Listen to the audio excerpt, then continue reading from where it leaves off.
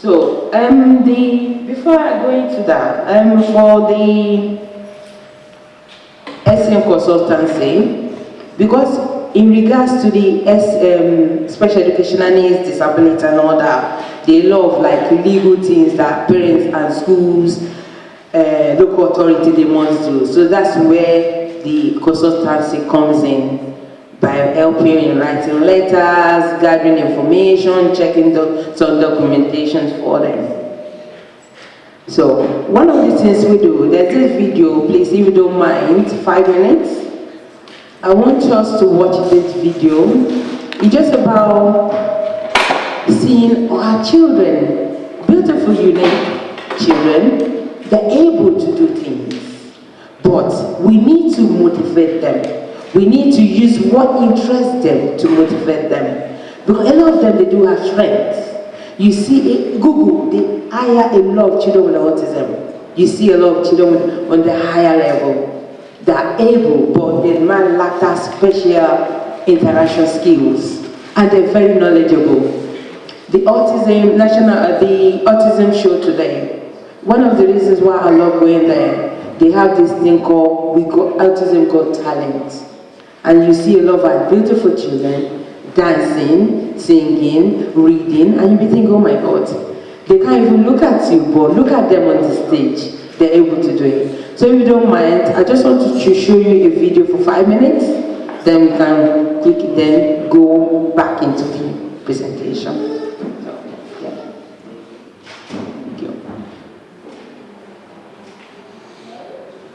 So the video is about a program we did last year, and it's called We Got Talent Too. We had a lot of children with autism, different disabilities. Some of them were singing, some of them were dancing, some of them were reading poems. So I just want us to watch it to encourage parents that our unique children, they're able, but we need to give them that ability, that tools, that skills, to be able to do what they need to do. It's just 5 minutes.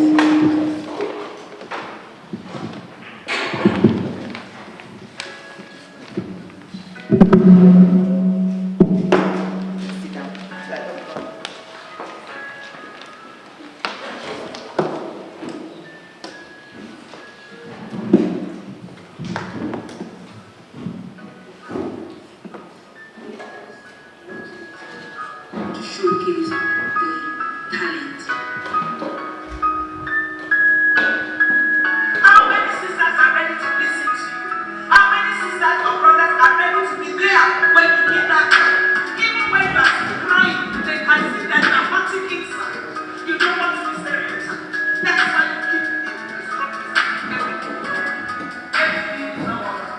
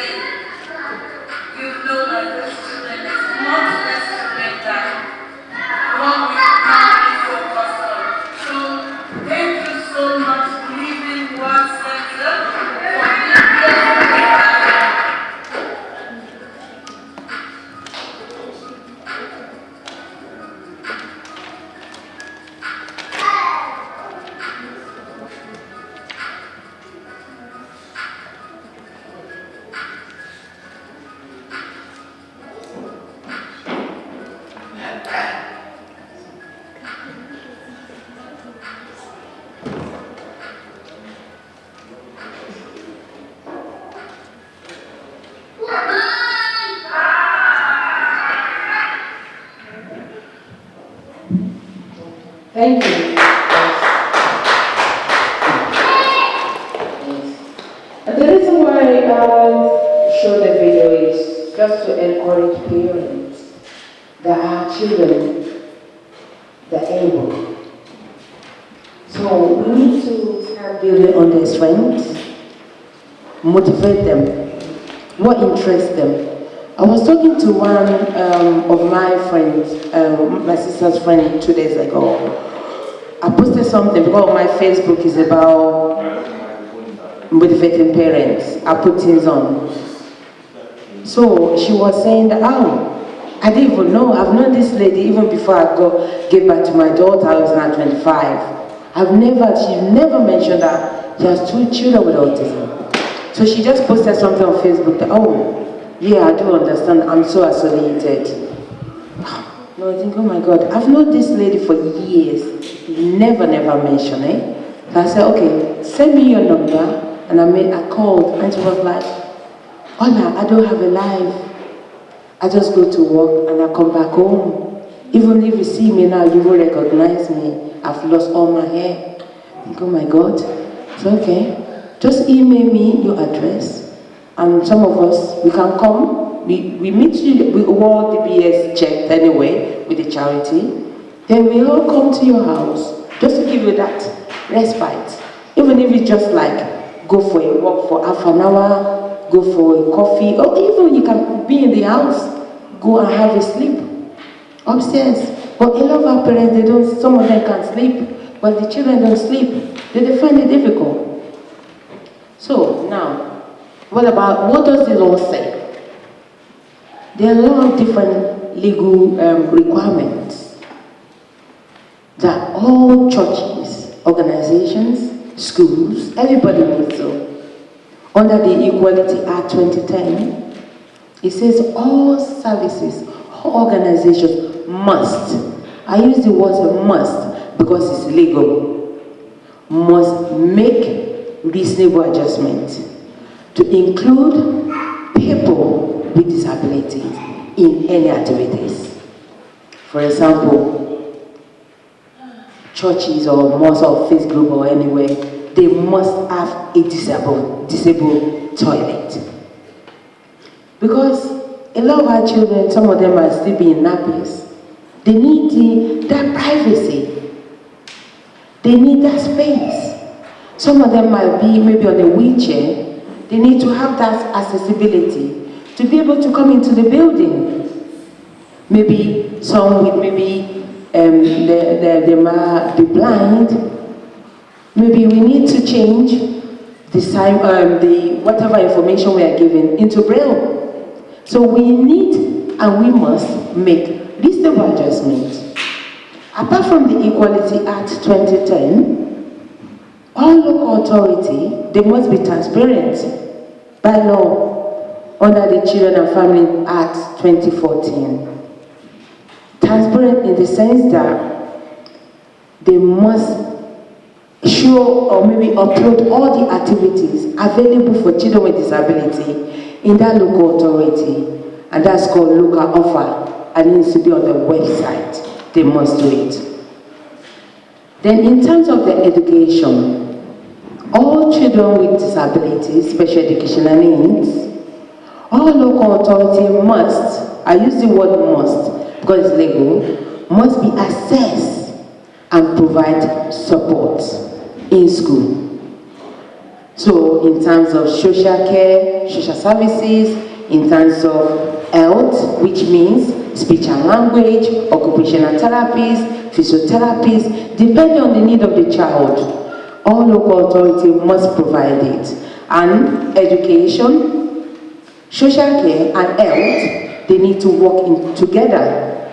And one thing I didn't mention before, which I should have mentioned, most of our children, they might need that extra support while in school. So some of them might require education care plan. So that means the curriculum needs to be differentiated while they're in school. And that's one of the things also I do support parents with. And a lot of parents, there's support out there for you. in terms of social care, parents' needs, they can be assessed. The funding is there. But what I realize is all of our families, they don't ask for the funding. We tend to hide away. You don't want people to know your business. Come on, the support is out there. Because we need to be in the good frame of mind to be able to cater for our unique children. Support is there. Ask the local authority for respite if you need it. And I know most of our parents, they do need it, but they don't want to. They don't want to request for it. And one of our social workers, he told me once that the funding, if you don't request for it, they just send it back. The money is there. Let's make use of it. So briefly, I'm going to talk about some strategies we can use to support our beautiful, unique children. I believe in a framework called SPELL. SPELL means structure, positive approach, empathy, low arousal, and linked. I'll first quickly talk about the structure bit. Our children in autism, they want a routine to be in place. You need to pre-warn them of things. So for example now, if you're going to a party or maybe going to church or going somewhere, it'd be nice to have visuals in place.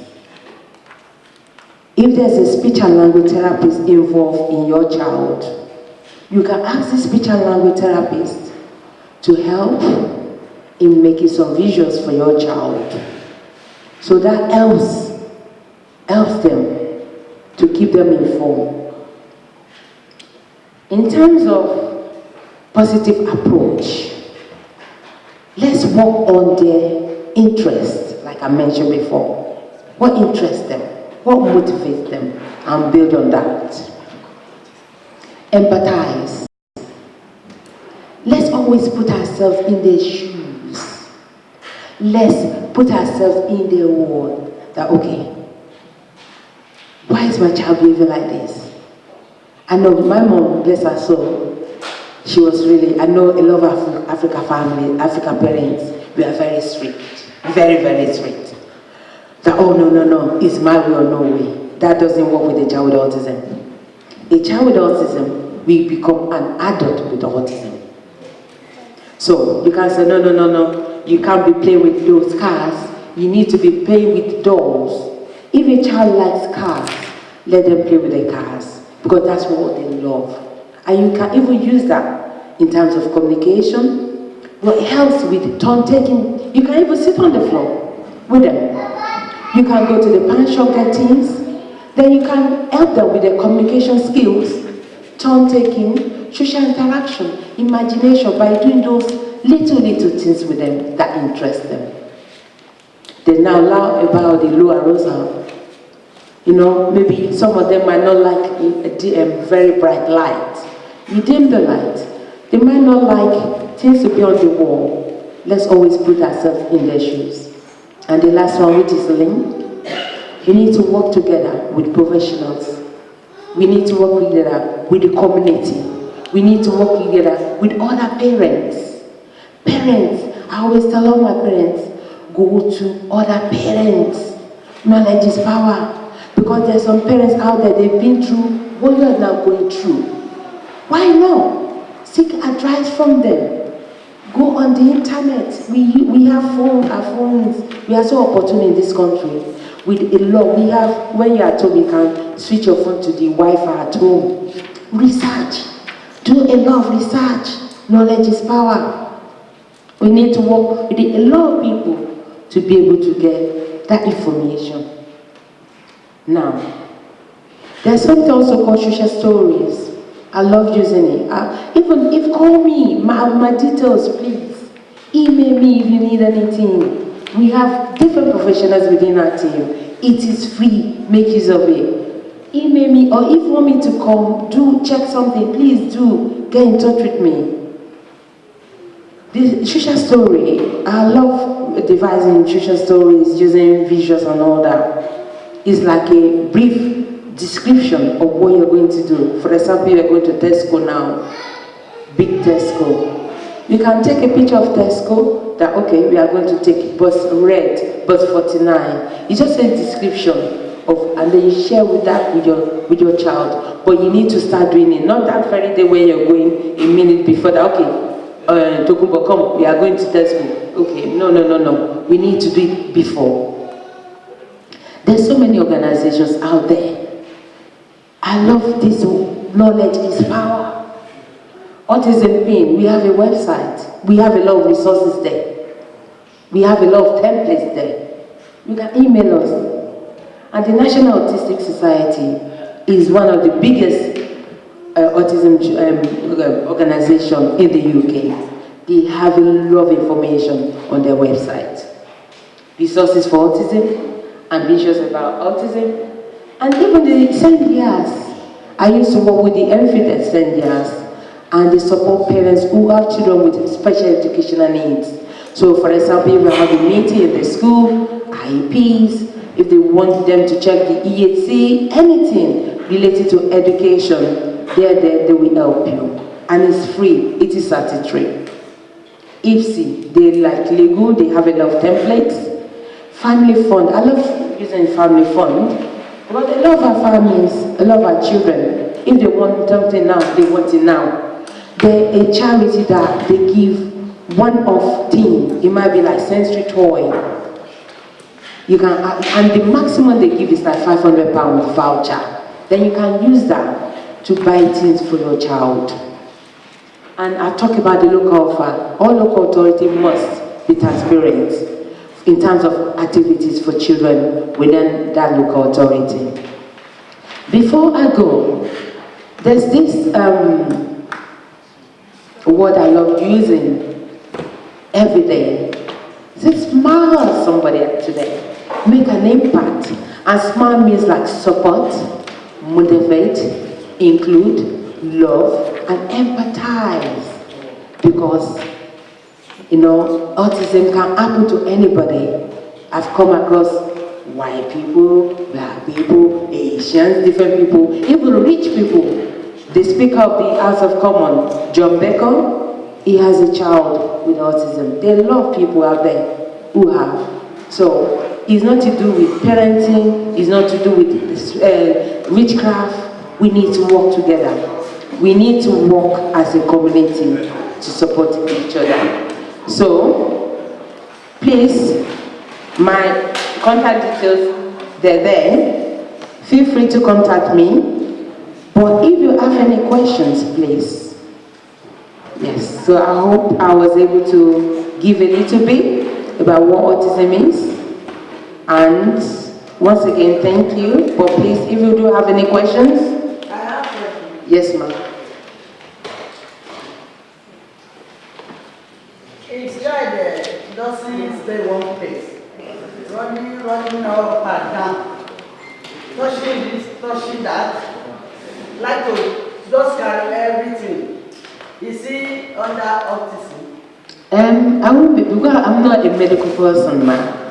But what I will ask you to do, mommy, I will ask you to speak to the school. It depends, how old is the child, ma'am? How old? 8 years. I will ask you to speak to the school, ma'am. Then the school might be able to refer to the necessary professional clinicians. So maybe the EEP or maybe child development or, yeah, so, or maybe camps. I can clear someone's question. That does not make a child autistic. We have different children. It can be the child is just active. Yes, so it's not or ADHD, just hyperactive child. Yeah, but then we still need to maybe speak to, yeah, I agree with you. Maybe with the school as well. So to see, maybe you might be doing or might not be doing the same thing. But a child at home might be different, in school they might. So it's about working with the professionals as well. Any more questions? Any more questions? So thank you and God bless and continue to do the wonderful job. It's a pleasure having you. She also used to write for Falconer, which was CAC magazine, a regular contributor. Thank you to Miss Bankole and Mrs. Bankole. You can also, she was talking about talking to other moms. There's Moms Network on the computer where you can post some questions there. Please make sure we have your email so we can send you the materials she has taught us with. At registration, you should have provided your email. But please, if you haven't, do so now. And may I ask that you text your friends, call your friends, and tell them to join us on Facebook Live, Abby Jakes. We are live on Facebook. Invite them to a party. I think it's now called a party, or streaming, or a party. Okay. And next year, please make sure you bring somebody along. Every year we give so much in information-wise.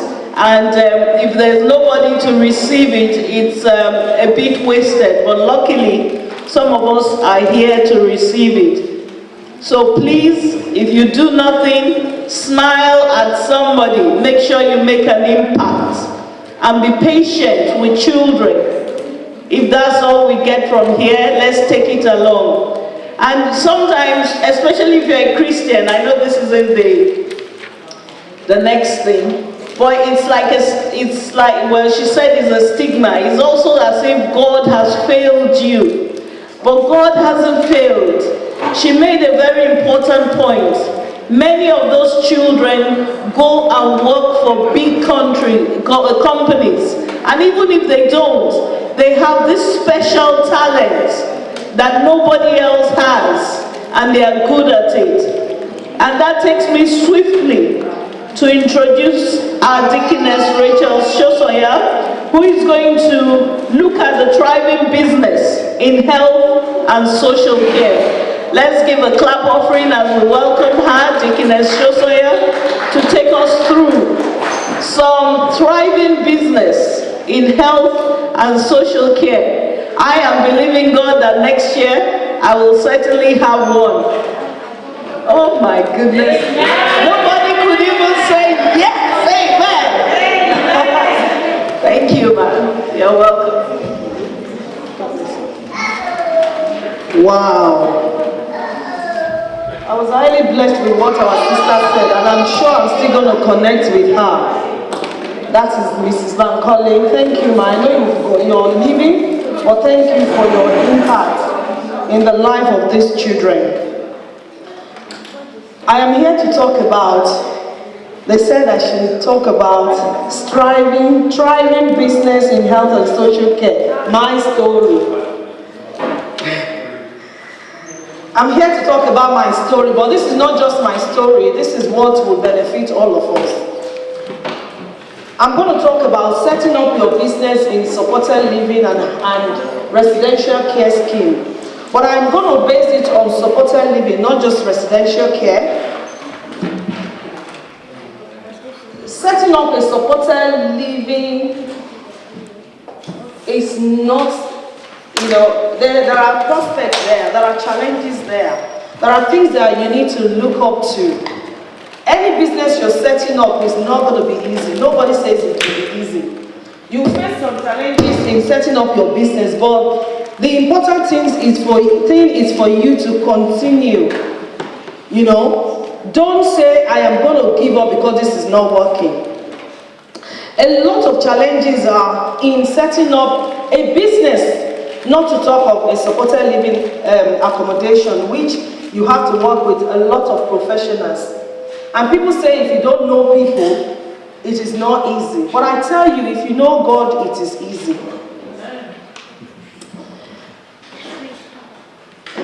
The meaning of a supported living accommodation is you have a house where vulnerable people live.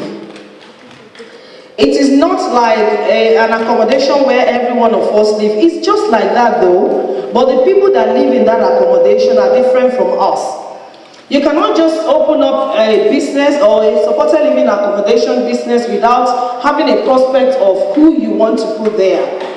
The first thing you need to bear in mind is what type of supported living accommodation I want to set up. Is this supported living accommodation going to be for people with mental illness or learning disability or physical disability? Remember, I'm going to talk about these three types.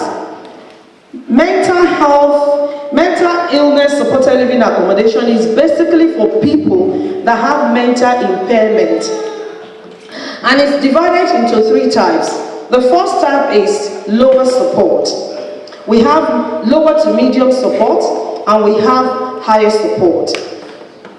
If you're setting up any for people with mental health, you need to bear in mind what are the things that I need to go to look out for. If I'm setting up a supported living accommodation for mental health people, I need to think of the advantage and disadvantages of this home to these people that will be living there. Remember, they have something we call relapse. They can relapse, they can go through the relapse pattern, which means things can happen. People with mental impairments might have been in the hospital for a very long time, and it is time for them to now go into the community and live. The supported living accommodation you're setting up is like a rehab accommodation for them to live in at a particular time and then move on into the community and live on their own, in their own flat. When they are in the hospital, remember hospital is like an institutionalized atmosphere where they are locked up. They are not allowed to do this and that. But when they move on into a supported living accommodation, it's like a rehabilitation home for them, where they can live and learn some skills which will help them to live on their own, in their own flat, maybe a one-bedroom flat, a best seat in the community. But a psychiatrist will not allow a particular client with mental illness to go and live in its own flat in the community without passing through that rehabilitation process. And that is why a supported living accommodation is very important for people with mental health. When they come out of hospital, it's like a step down. Come out of hospital, move into a supported living accommodation, then plan on moving into their own home in the community. Because remember, they've been in the hospital for a very long time, so they need somewhere where they can call home before they move in. It's a step, but it's a very big step for them. Some of them might have been in prison for a very long time. Remember somebody that has been in prison for about 30 years or 20 years. They've been there, confined in that area they are for that long time. And now when they leave prison, you don't expect them to fit into the community. It is very difficult for them. So a supported living accommodation for people with mental illness is very important so that they can step down and move on in life. That is for mental health people. I'm not going to read from this, but I'm just going to talk through because I don't have much time. That is for mental health, people with mental illness, and people with physical disability. So when you're looking for home for people with mental illness, you need to remember that you need to make sure that at any particular time, this client or this service user can relapse. So you want to make sure that you carry out an assessment of needs on them in order to be able to know what their relapse indicators are. What we call relapse indicators are things that we need to look out for. Things that when they are doing, you know that it seems as if something is happening in their life. So this is a very important time in their life where you have to be there for them. So that's people with mental illness. So let's talk about people with physical disability, which is the same as residential care or assisted living. Residential care home these days, government don't even want it because they said it's another style of institutionalized atmosphere where, in a way, it's another hospital for them.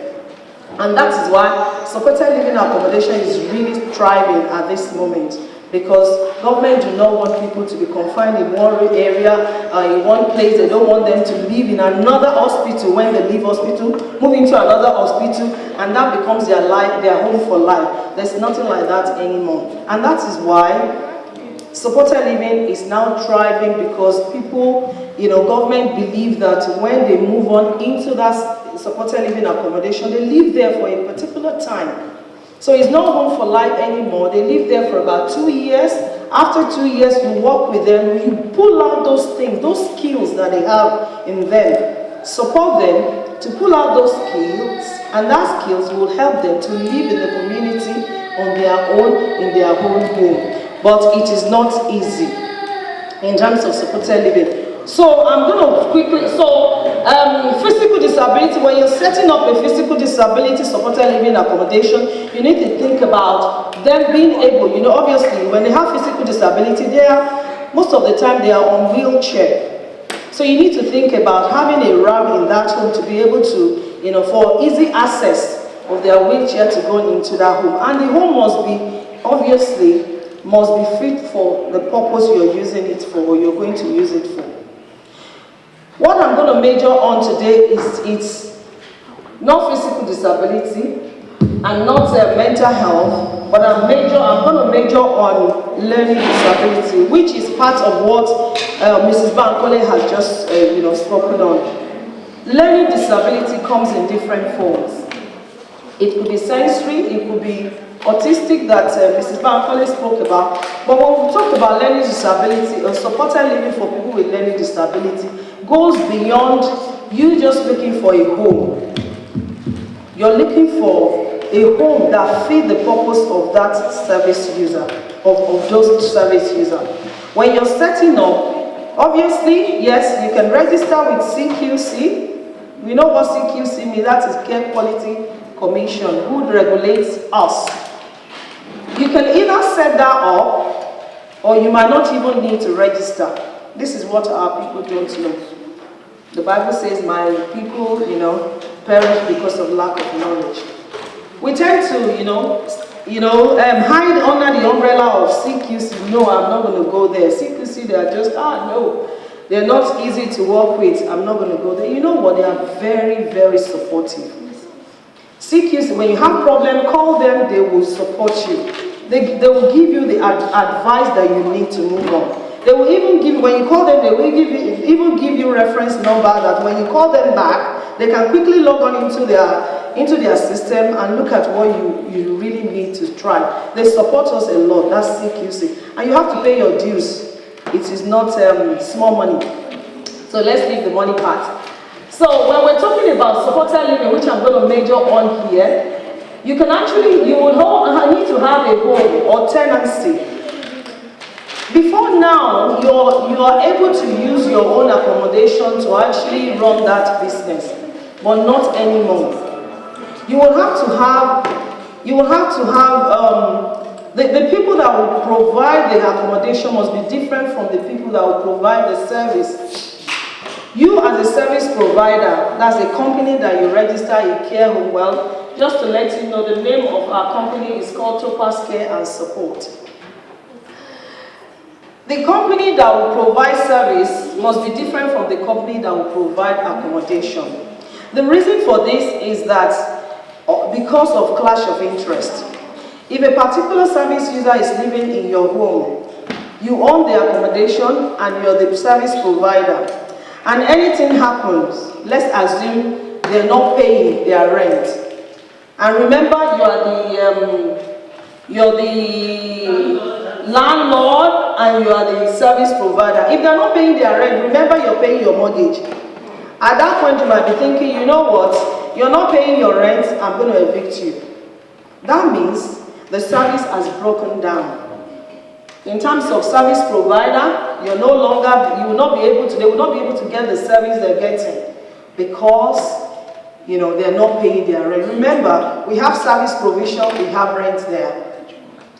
In supported living, let me not just forget this, let me just let you know, in supported living accommodation, social service pay for one aspect of it, and housing benefit cover the rest, the other part of it. Two aspects of it. One is the accommodation, which the housing benefit will cover out.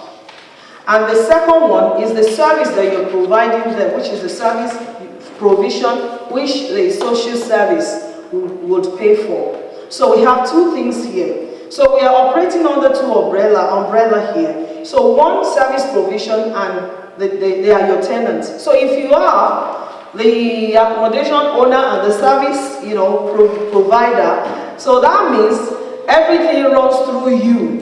So there will be conflict of interest there, whereby if anything is not working, the other one will fail. So if they're not paying their rent, that means the service provision will fail. So that is why now even CQC doesn't want that to happen.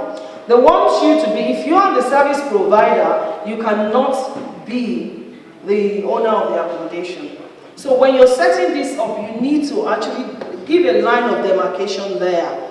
So someone will be the landlord, and you that can then be the service provider.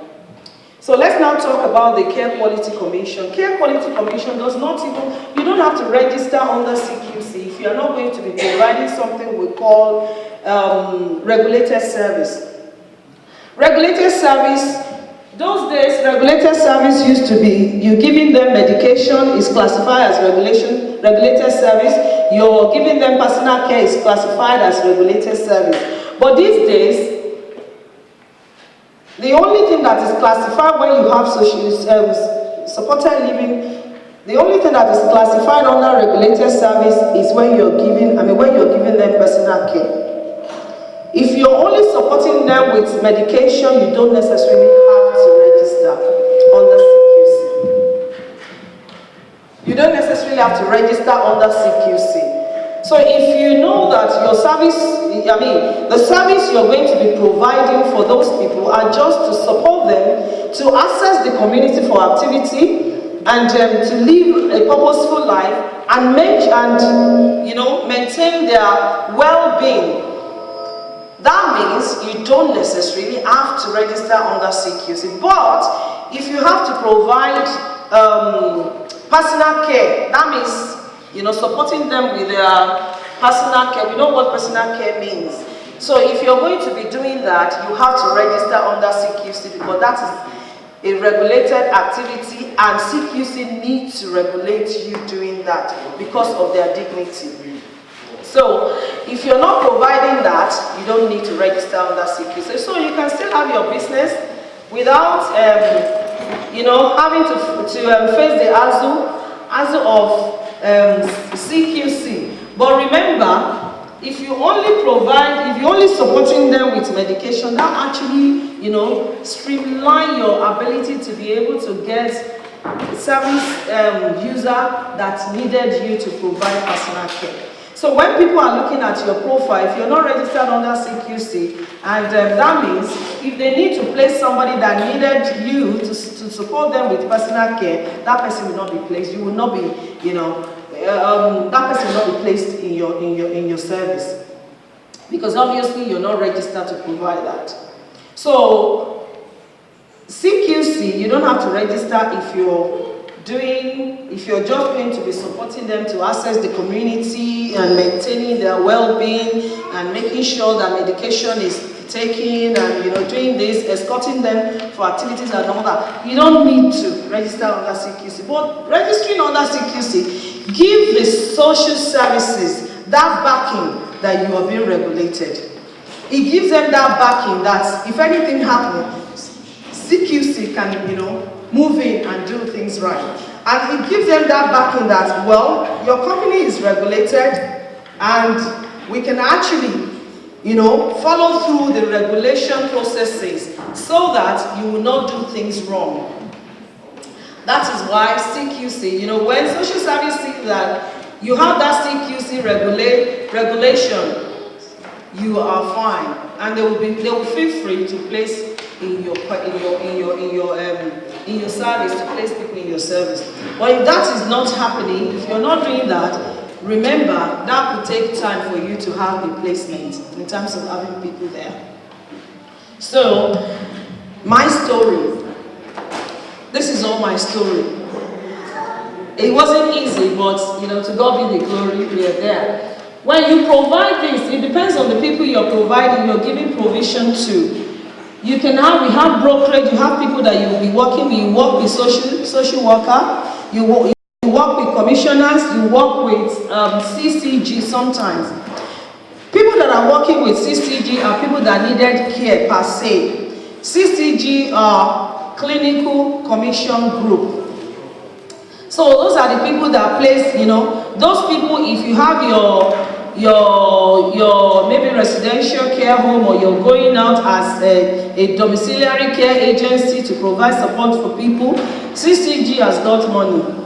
So obviously, if you have that registration and you're supporting people that are being managed, that their funding are managed by CCG, whatever rate you put, they will pay because they know you have to provide that support. But when it comes to social services hasn't got that much money, so you have to be very, you know, prudent in order for you to be able to get much money from them in terms of your costing. Costing is another part entirely that we can stay here till tomorrow to talk about costing, but I'm not going to touch on that today. So, brokerage are the people that actually assign people, that would come look at your service and say that, okay, your service is, you know, fits our purpose, we will place people in your service. And what they do is they would when there's any referral, they will send you referral, you will look at that referral, the assessment they have, you look at the assessment and feel, okay, this person will be able to work with that person. And if you're not going to be able to work with that person, you don't necessarily have to say yes. You can say, well, sorry, at this time we don't have provision for this person. So the brokerage are the people that look at the funding. Those are the people that hold the funding for social services. But social workers are the people that work closely with the service user. Those are the people that will assess the service user to say that this person will need A, B, C support. And then they will pass it on to brokerage. Brokerage will send you, as service provider, they will send you the information and say, this is the person we want you to provide support to. Have you got space for this person? So those are the people you work with in this type of business we do. I've talked about CQC. I've talked about, I said I'm not going to touch more on funding. I've talked about funding anyway, how this is funded. I've said, you know, part of it is funded by housing benefit, which is local, and the other one is funded by social services. And how do we get your referral? I've talked about that. The referral is sent by brokerage, and you will look at it and pick whichever one you think you can go. Remember, if you're providing supported accommodation for people with learning disability, if they send you a referral for somebody that needed physical disability, obviously you're going to say no, because you will not have, you know, the access. They will not have access to where they're going to live. Remember, that is very important. If you have someone with a wheelchair and the accommodation you have will not accommodate wheelchair, definitely you will say no, because you will not be able to provide that service for them. Because when you say yes, you can accommodate this person, they will still come. The family will come. So the people you're working with, I forgot to put family there, you're working with family, which is very important here. So the family will come, the person that is going to live in that accommodation will come to view and see whether this is where I want to live. Remember, gone are the days whereby you just throw any house at them and they just feel, okay, because we want to place this person, let that person go there. We have a lot of supported living accommodation now that don't even have anybody there and they are paying their rent. So you want to make yours exceptionally different from other people. The home is the home for this person. The house, the accommodation is called a home for this person. And remember, they are like us. So they want to live a purposeful life. They want to live the way we live. They're entitled to live the way we live. So the accommodation must be very, very good and immaculately decorated.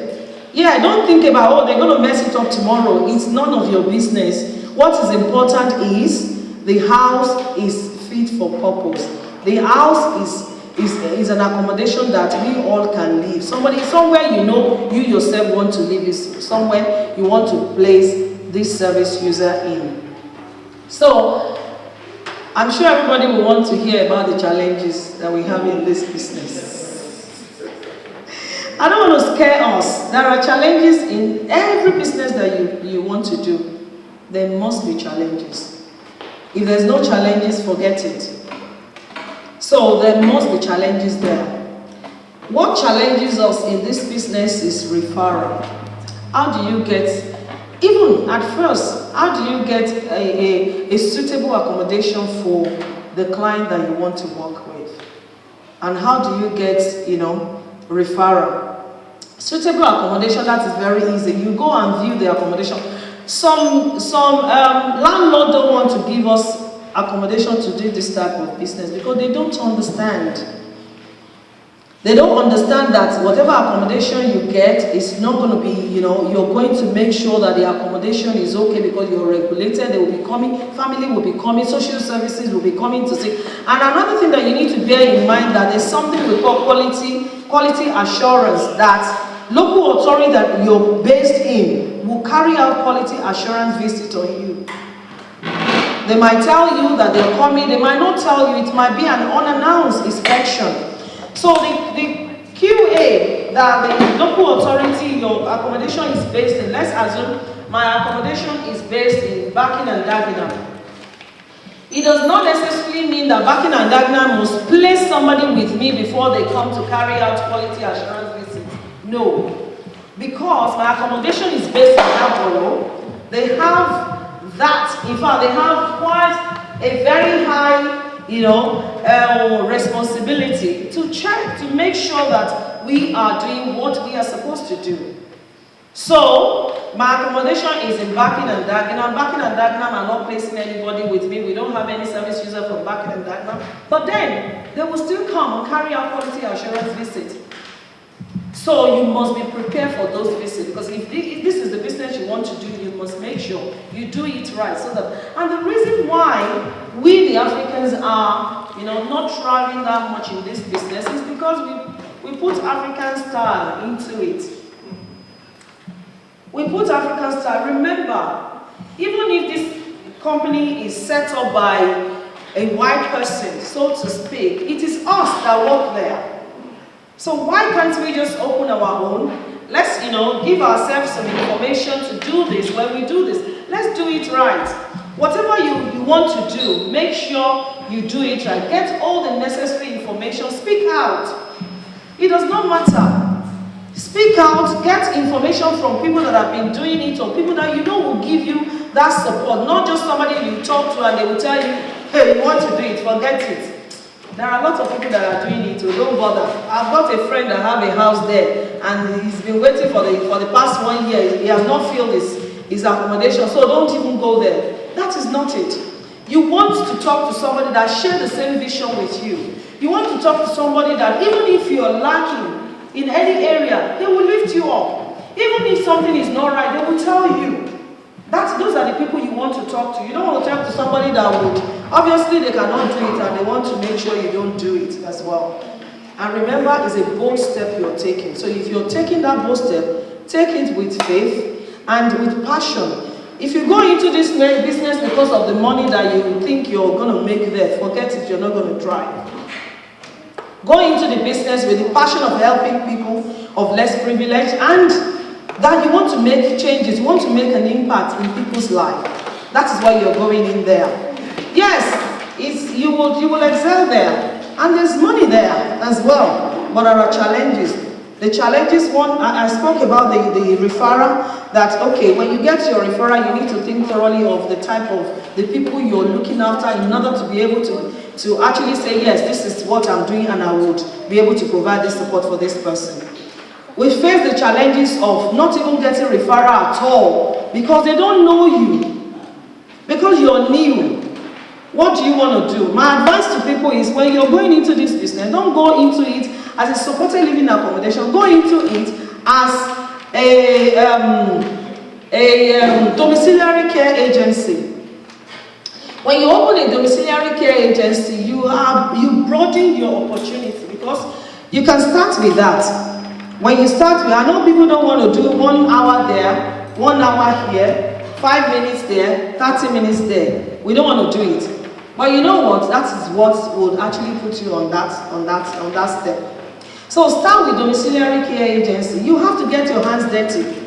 So we're not going to sit down there and say, well, I'm the boss. I remember when we started ours, this company, by the grace of God, is owned by myself and my sisters. And when we started, we had to go and do the job ourselves.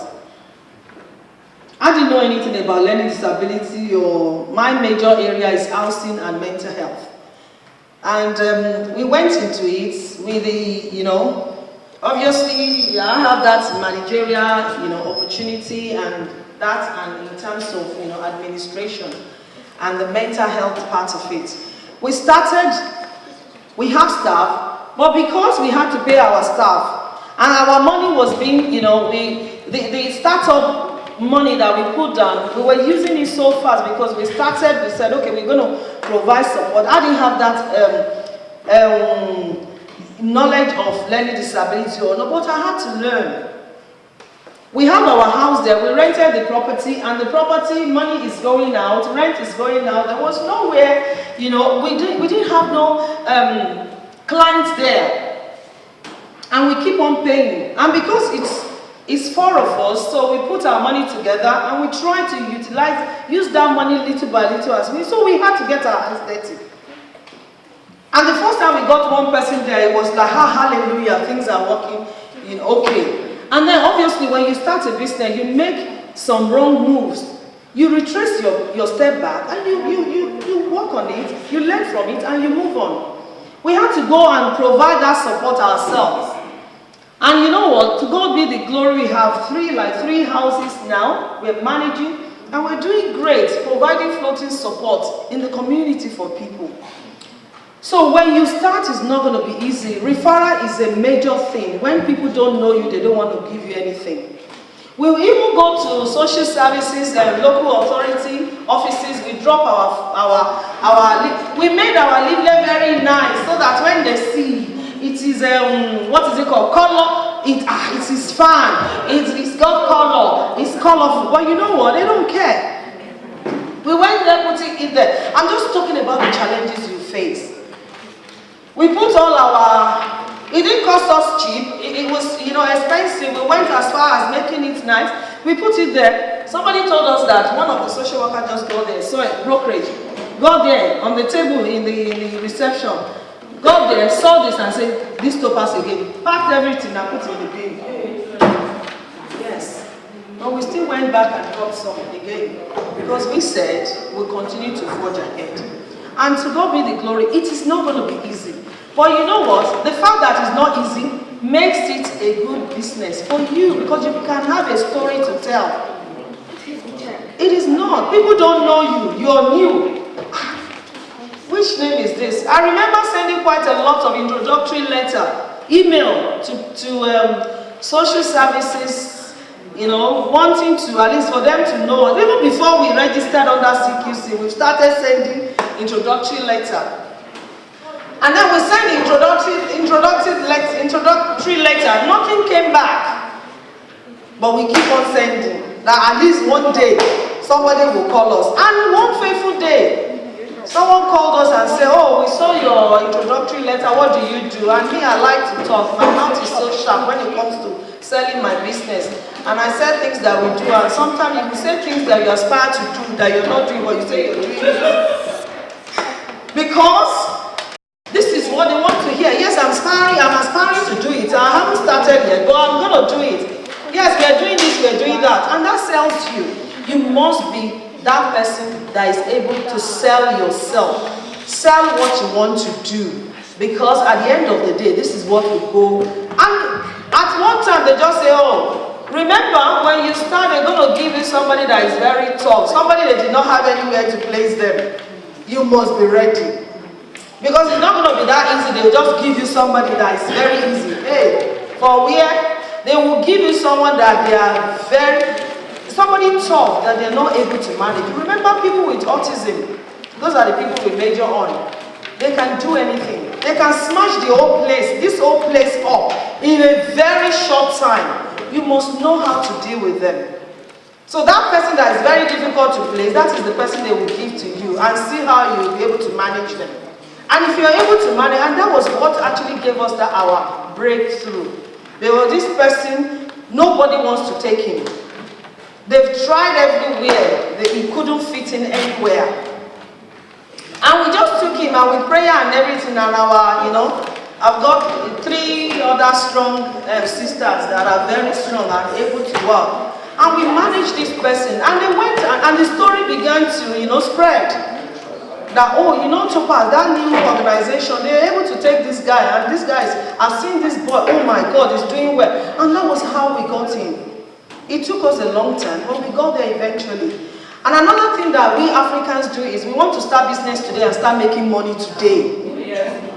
It is not possible in this job we're doing. We want to start today, if business is not moving, if money is not coming in the next 6 months, I'm packing. No! Do you know how many years it took these people that are great now to fall and get up again and do it, fall and get up? So it is not easy, it's not an easy role. So our idea towards business is, I'm starting, I'm giving myself 6 months. From now to 6 months, we will be thinking of that money we'll make in the business we have not even started. And that is what actually, that is one of the greatest issue we have. You don't know. When you start, That's a bold step you're taking. Registering a company is a bold step, and then moving on to do what you want to do. And that's why I said, if you're coming into this business because of money, forget it. You're going to fall by the wayside. You're coming because you want to make impact. You're coming because you want to do this. You're coming because you must have thought about all the good things and the bad things that comes with the job. Because it's a baggage, it's a baggage full of a lot of things. And you must be ready to carry it. If you're not ready, forget it. And you need to choose right in terms of people you share your dreams with. If you share your dreams with somebody that hasn't got no clue, forget it. You will not get anywhere. If you share your dreams with people that you must have signed this person and know that, okay, this person is well. It might be someone that I know myself that I have very, can be upfront. If you share your dream with somebody that will tell you the way it is, those are the people you need to talk to. Because obviously they will tell you where you can strive, where things will not be, these things will be there. So, if you're not doing that, if you're sharing with your friends that you've been coming for the past 10 years and you think, they're going to share your dreams, forget it. They might not share the same dream you have with you.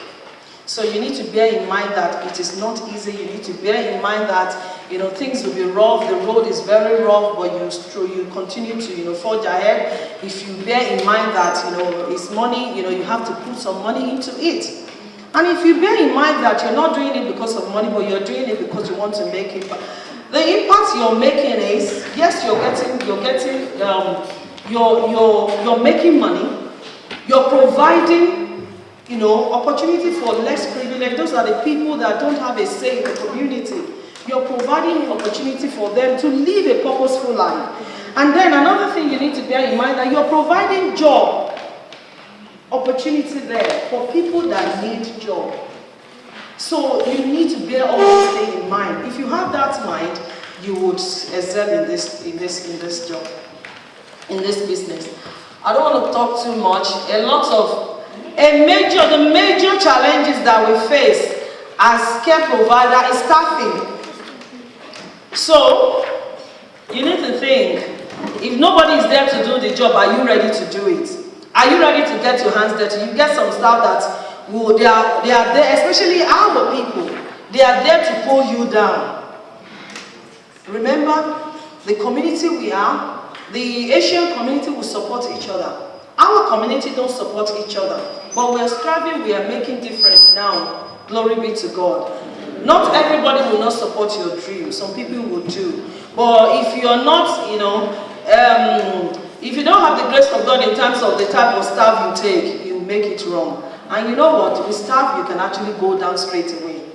Remember, it takes you a lot of steps to get to where you are. Some staff will actually bring you down straight. And when they pull that cord, you come down straight. And remember, we are monitored. Remember the type of business we do. We are being regulated by some, we are being regulated. We have social services at our back. We have CQC at our back. So you don't want to make things wrong. So that is why you need to choose right in terms of the type of staff you're taking when you have this type of job, this type of business we run. So I'm not going to bore you too much. If you have any question, any query, I'm here. I can answer a few questions now because I've got only 5 minutes to go, or 2 minutes I'll say. So if you have any question or query, you can ask me. Yes, ma'am. At the beginning of why you were introducing this set by the government, assisted living. You mentioned, if I get you right, you mentioned that the government is scrapping residential homes. Have they done that, or is in the pipeline? No, they've done it. They've done it. Yes, ma'am. So there's nothing like residential. No. There are still residential care homes, but it used to be quite a lot. But they are cutting it down. That is why when people are living in residential home, they carry out assessment on them to see if they have, if things has changed with them. Now people that are living in residential home, they're trying to cut them down. So if they are able to manage their life, they are able to do things, they now take them from residential home to a supported living accommodation. That has been in pipeline for quite a long time now. I cannot remember when it started, but it started a long time ago. The second part of the question is, when they have got this assisted living homes, I think you mentioned that it's like a rehabilitation to go back to the community. Well, if they are in that rehab for 2 years, what will happen to their accommodation they were before they went into the hospital to come to rehab? The accommodation they have before they go, housing, local authority would not allow anybody to hold on to property for a very long time. They probably lose their accommodation. So when they finish, when they go into hospital, they might have been in hospital for, some of them might be in the hospital for a year. I'm sure our evangelists will testify to this, people with mental health. They might be in hospital for a year, some for 6 months and all. Normally what they do is they might lose their home, depending on the needs they have. So if housing benefit is paying for that accommodation, they cannot continue to pay whilst they are in hospital. So if there's a possibility of them losing their home, they pack their things and put in storage. So when they come back from hospital, they live in supported accommodation, and then once they are there for 2 years, we work with them and see. Well, 2 years, we say 2 years. It could take more than 2 years for them to be able to leave, to go back in the community to live. But, government put 2 years so that people don't, say that. But even within 6 months, if they are able to move back into the community, the rehab is fast enough for them to move back into the community, then we start to put their name on the register of housing for them to go back into the community. So it's something that supported living, staff will help them to do. And then the social worker will support their application as well, write a report and all for them to go back into living. And having said that, sorry sir, having said that, some will have like a single housing in terms of they move back, after 6 weeks, they move back into the community, have a 1 bedroom or 2 bedroom flat in the community whereby staff goes in and provides support for them, depending on the needs, on their needs. Yes, sir. So many questions, sorry. Thank you, ma'am. Just as a matter of interest, for some of us that are actually thinking about going into this business, during the presentation, you said you went into it with your sisters. In terms of a startup, financial aspect of the whole thing, roughly, what do you think we should be looking at? That's a big question. That's a big question. The reason why you can start up as, it could be as little as few thousands, maybe 5,000 or 2,000 or whatever. Remember, when you want to do this, depending on what you want to do, if you want to do like a care agency, a domiciliary care agency, you need an office. So you need to have a projection. So you need an office. Obviously, you must have done your business plan and all. So you need an office. It depends on what type of office you want to have. Some people use their garage as an office. Remember, when you have a domiciliary care agency, it's not where staff will go and all.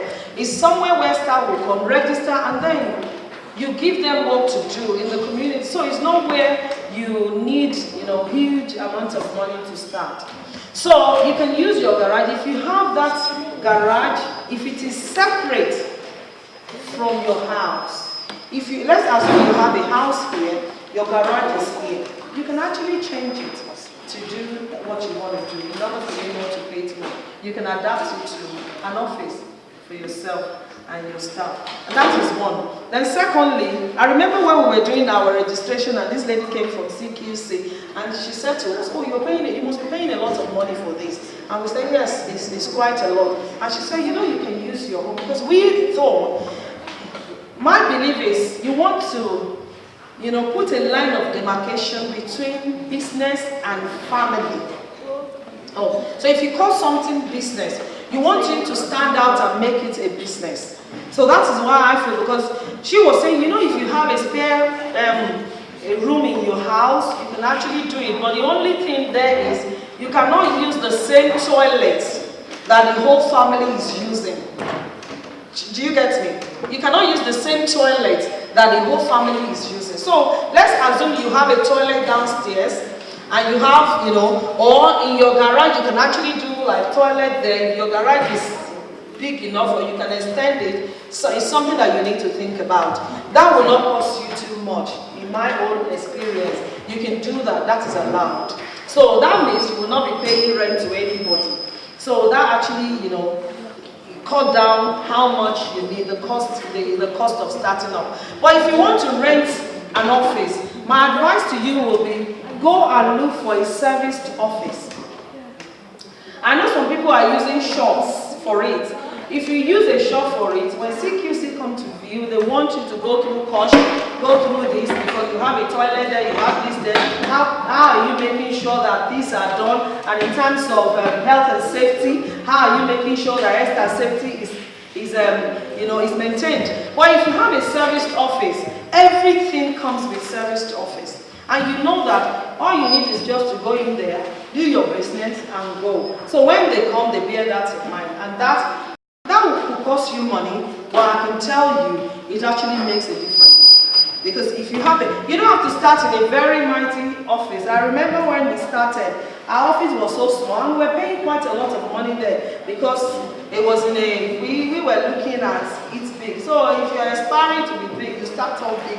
But if you have the money to start off big, you can. But it was a very small office, and we were able to put 2 tables there and 2 chairs. So we just continue, and to God be the glory, we moved from there to somewhere convenient and all. So CQC will come to anywhere you are, but so long as the toilet and you're using there, it's not the same toilet that the home shares. So if you want to use your garage, you can. If you want to extend your home, you can, to do the business you want to do. So in terms of startup business, it doesn't have to be too much. Depends on what you're aspiring to do. But if you want to do like supported living accommodation under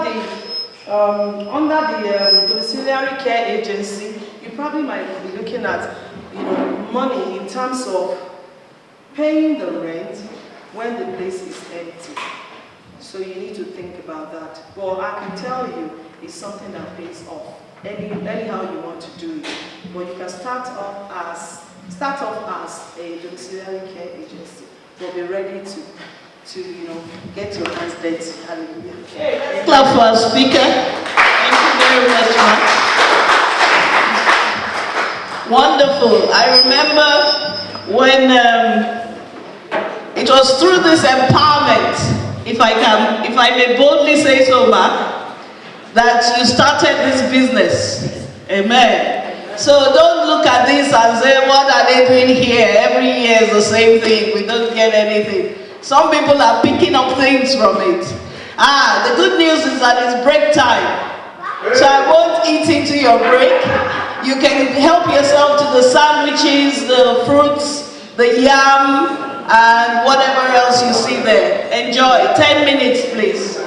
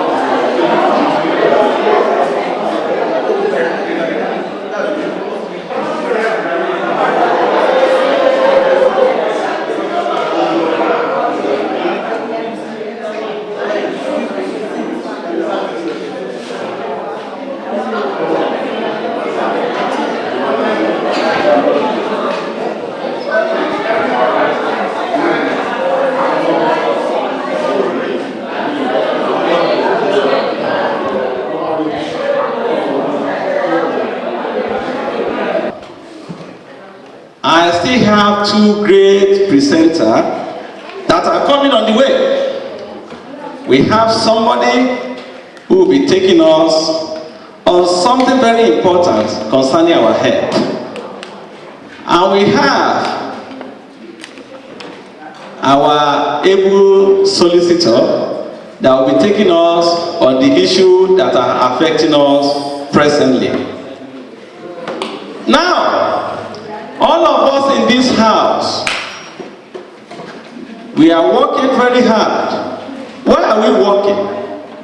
Why do you need to work so hard the way you are working? Because we all want financial independence. You want to be able to buy things that you wanted. You want to be able to do this type of hairstyle that you want. When you want a clothes, you want to be able to go to the shop and buy a clothes. When your children are demanding for something, you want to be able to afford it. But sometimes, in our rat race that we run, I call it a rat race. We run it year in, year out. If you look at your P60, since maybe 10 years that you've been working, add all the money in that together. Let's say 20,000 you are earning per annum. You've been working for 10 years. You have 20,000 multiplied by 10. That's 200,000 pounds. How much saving do you have out of the 200,000?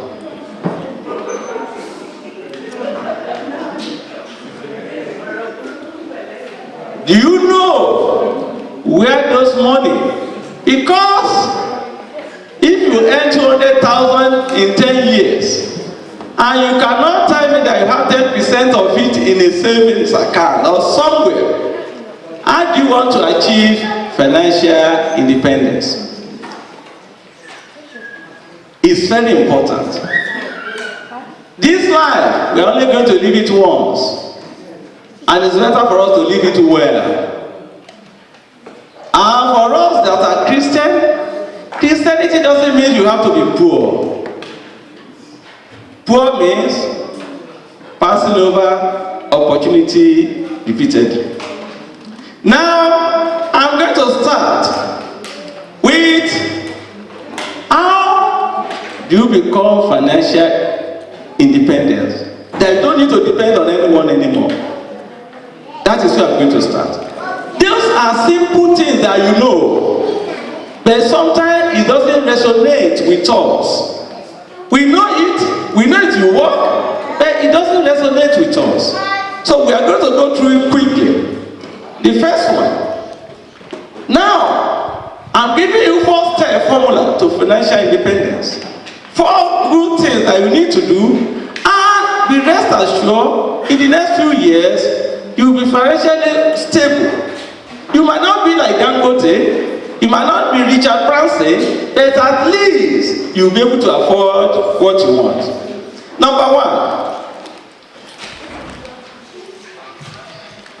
If you are earning 20,000 per annum, the first thing you need to do, as we are going to leave this place today, if you've not been doing it for, you need to start doing it. You need to spend less than you earn. Because if you rely on your credit card to support your salary, then you are in debt already. So that means you are rolling over debt and debt every month. You clear up, then you pay the credit card, the following month is the same thing. That means you are running a rat race. You need to spend less than what you earn. It doesn't matter if it is only 20 pounds less. It doesn't matter if it's only 50 pounds less. But you need to know you have to spend less than what you earn. This is one of the maxims. You need to spend less than what you earn as salary. Number 2. The difference between what you earn and what you spend is what they call the buffer that you got. That is the only thing in your hand. Therefore, what do you want to do with that 50 pounds? What do you want to do with that 20 pounds? It matters. You need to invest that difference wisely. And before the presentation, I will tell you where to invest that small difference. You need to invest that difference wisely. You don't just take it and say you are putting it somewhere where you can touch it. Because when you put it in your account, you end up spending it. Any money that is with you, if they call you back home, you will spend it. If somebody tells you, say, oh, there's something there, you will spend it. But that difference, you need to spend it wisely. Number 3.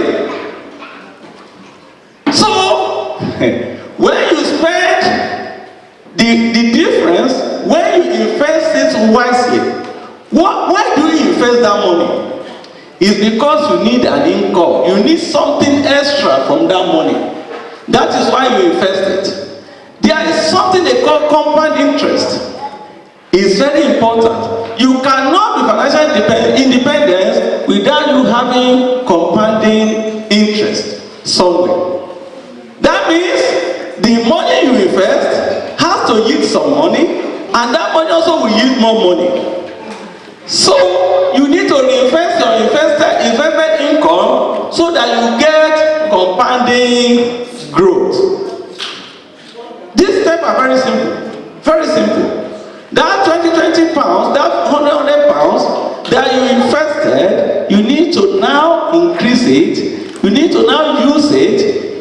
Whatever comes out of it, invest it back into whatever business you put that money. Now, number 4. Now, I told you it's not a difficult thing. Just continue to repeat keep on doing what you did, number 1 and number 2. Keep on doing it. If you keep on doing it for the past 10 years that you've been working, by now, you will know how much that has become.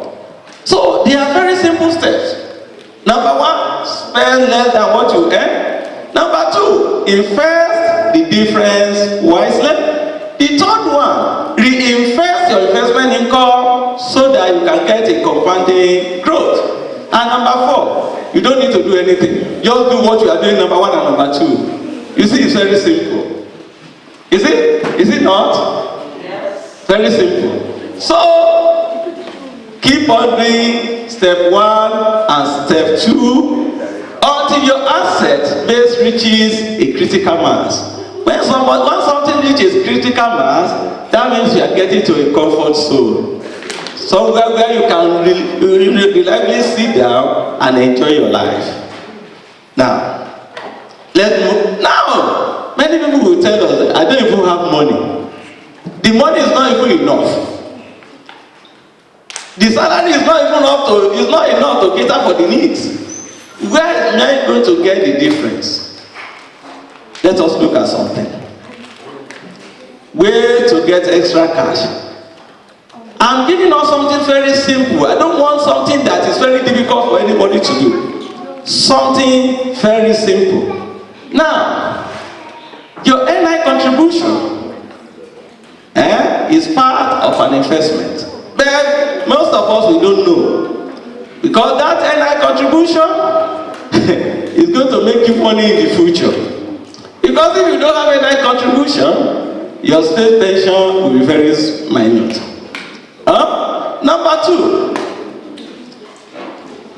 the NI contribution. Some of us will do 2-3 jobs. And your NI contribution, sometimes you contribute NI everywhere. But there's a threshold for NI contribution. You have a threshold that when you reach that threshold, you can actually claim back the excess NI that you've contributed. Yes. There are some years that I got 2,000 pounds back, I got 1,500 back.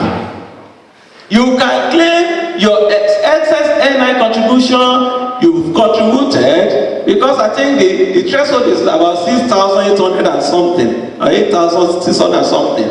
That is the threshold now for this year. But if you work and work, like you did early, you did late, you did night, and you did all this job, the NI contribution, you can actually get it back.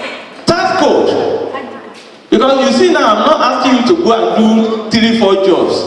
I'm only telling you where you can get that small money from that you can invest. Your tax code. Many of us, we don't even look at our tax code. In as much as they pay salary, in as much as you go and do that job and they give you your money. And actually, do you know HMRC do cheat you, do cheat me on your tax code? Because they know, especially for us from the Black Financial Entry Group, we don't challenge anything from HMRC. We'll be running from them. I don't want their problem. I don't want them to say, ask me to pay back. Actually, majority of us is supposed to pay us back. And I do get back from them because I will claim my right. Now, tax code, if you are working, is 20% basic rate. And I think they are increasing it now from 34,000 to 37,500. And for the higher paid, they are increasing from 40 to 50 before you started paying 40%. Now, if you have tax code and it's BR, and you didn't ask them, why are you using BR, emergency tax code, for me, they will continue to take your money. Instead of you paying 20%, you are paying BR 40%. Why? Why are you using emergency tax code? You can actually tell them and say, now, this is what I've seen, realized in my payslip, what is happening? I think I'm due some money, and sometimes you might get some check from them. Say, okay, we made a mistake. I think sometimes they intentionally make mistake. Because I will tell you, for it's we that we don't read book. The white man, even if he doesn't go to school, if he's only school cert holder, you can't cheat them with their taxes. They know everything back and forward about how much they're supposed to pay. But because we just want to work, there's too many people calling you. You just do 3-4 works. The least of your concern is just to be looking at payslip. What you want to look at is what goes into your account. Say, what goes into my account? That is not what we are interested in. But actually, if you look at it, you can get some initial cash that you can use to start investing for yourself. Over time, and second job. If you are in this room and you are not retired and you don't have a second job, you are joking. Because it's not easy for you to have only one job. Because before you even collect your salary, the system has made it in such a way that the salary is almost finished. And therefore, for you, how do you now say you want to be financially independent? When you are earning the same salary, you tailor that salary, and before the end of the month, you are waiting for another month, you spend credit card before the normal month comes in. Actually, you need to make some sacrifice. You need to make some sacrifice. It's not something that you are going to make forever. But when you can make hay when the sun shines, that time when you can work, make some sacrifice. Get a second job. Get something that will bring you extra cash. That is it. You need it. If it is only 2 hours, then you cannot tell yourself, this permanent job, assume this is the only job I'm doing. This is supposed to take care of all our needs. But this second one is for saving. Financial discipline. And that will give us some breakthrough and peace of mind. Now, when you get that money, what do you do with it? When that extra cash comes in, well, how do you invest it? I'm going to give us a very small, those tiny things.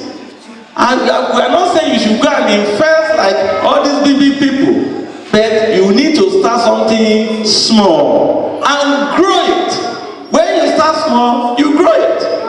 Let's go for the simplest ones. You can have savings, because when you have that 20 pounds, when you have that 50 pounds, when you have that 100 pounds, you might tell yourself, what business can I do with 20 pounds? But actually, you might not think that is a business. Making a saving is a business, because you put it in there to get some profit out of it, to get interest out of it. It might not be that a lot of money, you might get 3%, 2.5%, but still, it's not the same amount that you put in there that you're going to get. There's a lot of mutual funds that you can go into that will pay you more than ordinary savings account. Savings account is just savings account. They don't pay much interest. It's better than nothing. But you can actually try what they call mutual funds. There are many of them, and they actually pay more interest more than the savings account. Now, pensions.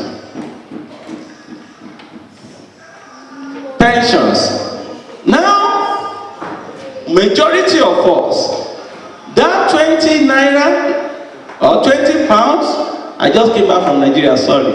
That's why I'm calling it naira. Now, that 20 pounds, that 50 pounds, you can actually put it in your pension. You can put it in your pension. Well, how many types of pension have you got? We've got personal pensions, we've got private pension, we've got, company pensions. Private pension means you apply to a pension provider and tell them you want to start saving some money for your pension. It's your own. You are the one doing it on your own. But the company pension is what most of us sometimes we grumble. Why are they taking my money? No, I don't want them. I want my money myself. I don't want them to save my money for me. That is company pension. Now, why am I calling pension an investment? Now, if you have pension, you build into it, you are saving it for you in the future where you cannot work again to have something coming back to you as an income. That is why pension. I know majority of us, we all the time opt out of it in our place of work. But we don't need to opt out of it. Company pension. The company pension, when you have it, you are paying 5% of your annual salary into the pension. But your employer is paying you another extra. That is what you are losing when you opt out. So your employer will pay 3%, you pay 5%, your employer will pay 3%, making 8%. But if you opt out, you are not getting that your employer is paying. And some employers are even very good. They will tell you they will match whatever you are paying into it. So that means if you are that lucky and get into such a place, you pay 5%, they pay you another 5%, make it 10%. And when they pay that money into it, why does it become a lump sum that you take in the future? Because they invested that money on your behalf, and every year you get interest on that money. You get free money from your employer, and again they invested the money and you get it. Some of the pension providers, they actually give you up to 5% per annum. Because that is why, and when they started compounding it year in, year out, that is why when you are 65 or 67 for men, there's discrimination, isn't it? Because they say we have equal right, there is equality. Then when it comes to this, there is no equality. Men have to retire at the age of 67, the women have to retire at the age of 65. Oh, I feel discriminated.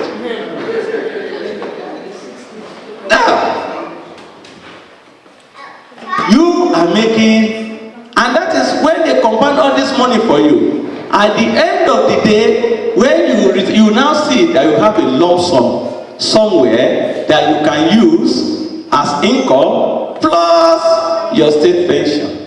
The NI you contribute, that is why I said NI is an form of investment, because the NI you contribute today, that is going to determine your state pension eventually.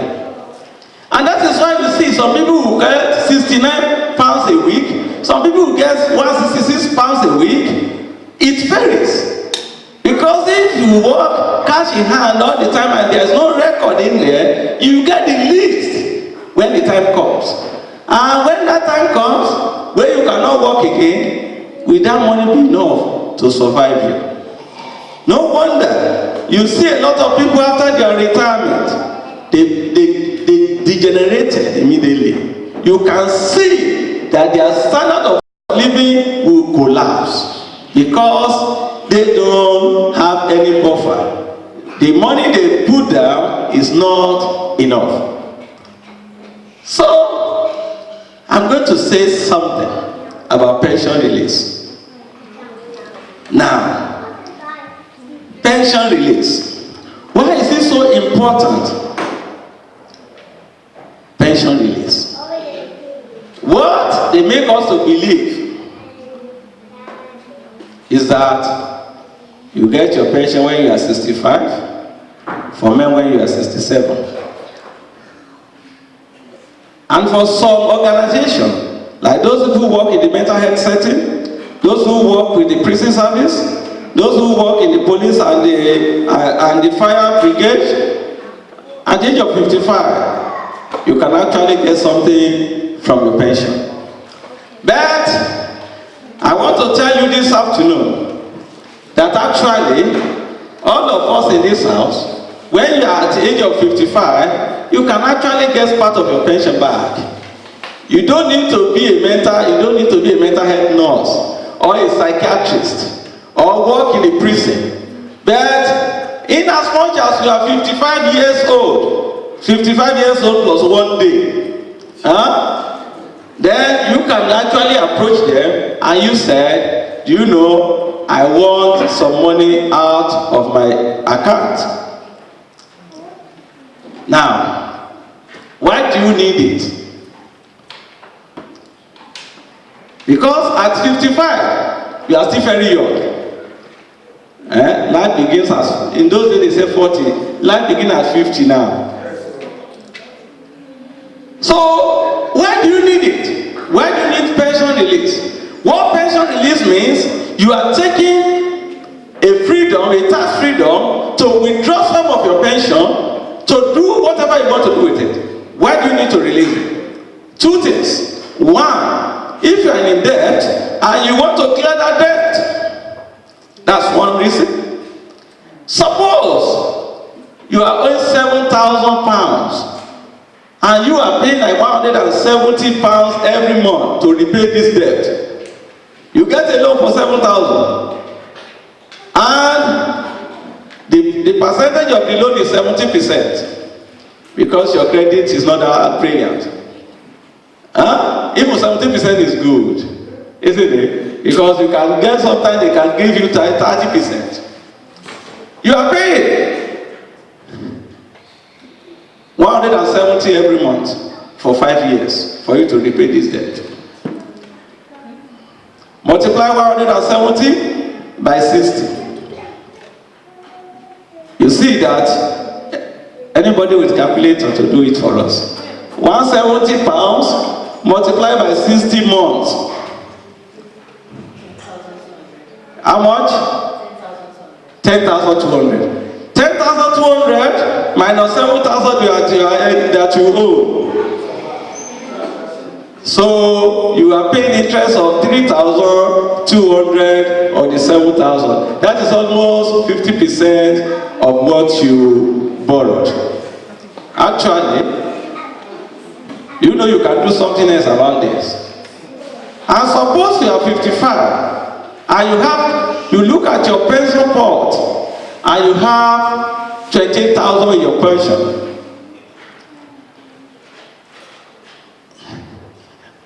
You have 28,000 pounds in your pension.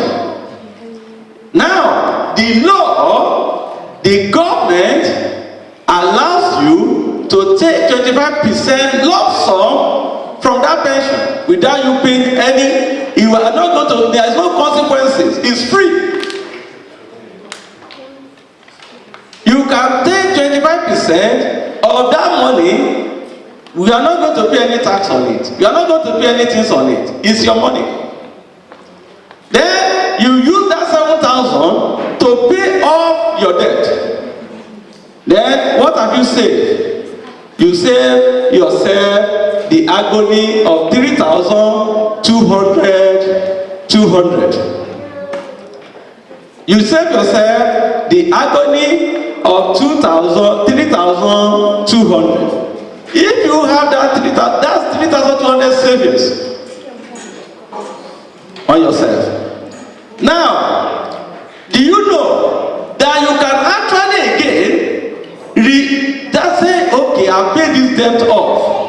I want to recoup my investment, my pension back. You can actually start paying that 170 back into your pension. And that will give you, and in as much as you are paying it back, in the next 5 years, the government will give you a tax relief of 2,550. So you are making gain. So you are rebooking, you are growing your pension that you borrow. It's like you borrow money without interest. That is what it means. You take that 25% out without paying any interest. And I've never seen a bank that will borrow you money without interest. Only God's bank. Only God can do that. So, now that is one reason why people take pension release. Instead of putting yourself in debt, you can actually borrow from the money that you put in there. It's your money. Secondly, suppose you want to start a business and you see that the pension that you accumulated when I finish, when I become 65, this money is not enough. This money cannot survive me. And you are not looking for opportunities. Say, I want to invest. I saw a business. You can actually take that 7,000 out and invest it somewhere else that will make you more money. So that is the reason why we do pension release. So these are some of the areas that you can get something from. I know there will be some questions, but hopefully what I'm going to say now is going to help with your question, and you might not have a question anymore. You've worked for many organizations. You don't even know how many pension schemes you have. Because some of us, when we get a job, we just get the job, and whether our employer enroll us for our pension or not, we don't care. Just pay me my salary. All those agencies you work with, how many do you have pension with them? Do you know? You know, you can actually bring all these pensions together, gather all them together, and put them in one pot, so that you know. We need to know what we've got, so that we can be financially independent. Because if you don't know what you've got, you will not be able to plan ahead to know what you are going to do next. And some of us, we've forgotten the company we worked for in 2000, in 1998. How do you now get that? How do you now get all those to know whether you have pension with them or not? We have a lot of hidden money everywhere. The money that we've lost, especially as black minority ethnic group, we lost those money because we didn't take account. You didn't even remember the name of those companies anymore. Majority of us will work for 5-6 companies in this country, but you don't know whether you have pension with them or not. But there is a way. With us, there is always a way. The God is a God of possibility. You can actually go and find those companies that you work for. If it's only their name that you know, you can actually trace them. If you want to trace them yourself, or you want to give it to a company to trace them for you, they can actually trace all of them and put all of them in a single pot for you. Now, if you go onto the government website, look at pension tracing service. Pension tracing service. pension tracing service. You can trace most of your pension. Just put the name of the company, or if you have the number, your number with them then, put it there, you will be able to see most of those companies. Recently I was doing one, I was checking some of them, and I can see about 2,450 somewhere. I was decluttering my house, and I saw some of, and I look at it, say, Just Care Services, 2001, and I say, okay, I'm going to check them out, and I can see about 2,250, 200 something, and that is the money I've forgotten. I quickly trace them. I trace them and I call them up, and I say, oh, Mr. Debayo. I say, yeah, this is Mr. Debayo. Give me what you owe me. So I have to put them back, and they say, oh, we can actually, I said, no, your percentage, what you are making is not good enough. I've got somebody else who can pay more than what you are making, and I lose my money. So you can trace your pension. So, any questions? Any questions? Yeah. Mama wọn ní kẹ́ sọ tax mọ́ ọ̀fẹ́ náà ní kẹ́ máa gbélé ayé pensioner ní. You know, you've already worked, Mama. You've worked, and you continue to enjoy this. Even the freedom pass, enjoy it. Any other questions? Because of our time, if you have any other question, you can see me. Maybe after the program, we have time for D room, whereby we do this. And if you are interested in other businesses, because we don't have that luxury to really talk on big businesses, I know that some of you have money that are not. We only say the little one that can give all of us, a leveling grant. But if you have some money and you are thinking, where will I put this money to make me feel comfortable in life? I think there is a solution. Thank you. God bless you. Thank you very much, sir. And even on that note, if you took a loan in those days and they sold you PPI, quickly collect it before August. You might just be lucky. And it's a great privilege to invite David Aki Samuels, who is the CEO of Church Street Solicitors. We've been waiting for you, sir. The gentleman that will be talking on health issues as well. These are the two eager topics. I don't know whether we should start with questions and answers straight away, or we just want to listen a bit. Thank you for coming, sir. Good afternoon, ladies and gentlemen. Sorry, I'm a little bit, I don't know where I'm actually living, because I was told it's 3 o'clock. There's no parking space out there in every event. Always an excuse from a lawyer. There is something I heard, even though I came a bit late, is regarding this pension tracing service. I think it's quite interesting because, I was brought to this country when I was 11 years old, and I'm in my 16th now, I realized I work for so many companies. Specifically, do anybody remember Woolworths? I was a store manager at Woolworths for 11 years. So they must be owing me, a couple of people. So I try to trace them. And I work for Leonard's, work for this, work for that, DWP, you name it. So thank you very much for even making that small statement. And I think everybody's going to try to trace where you fall, depending on your age anyway.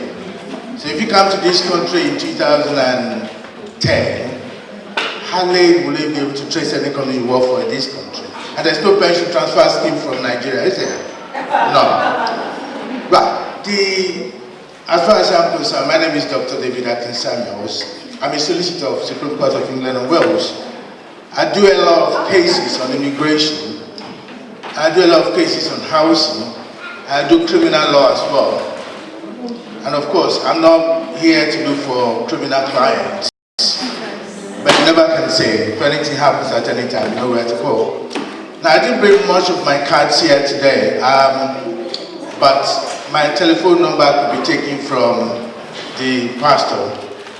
So my telephone number is, check me out on Google anyway. Now, I got two ways of doing things each time I come to make this sort of speech.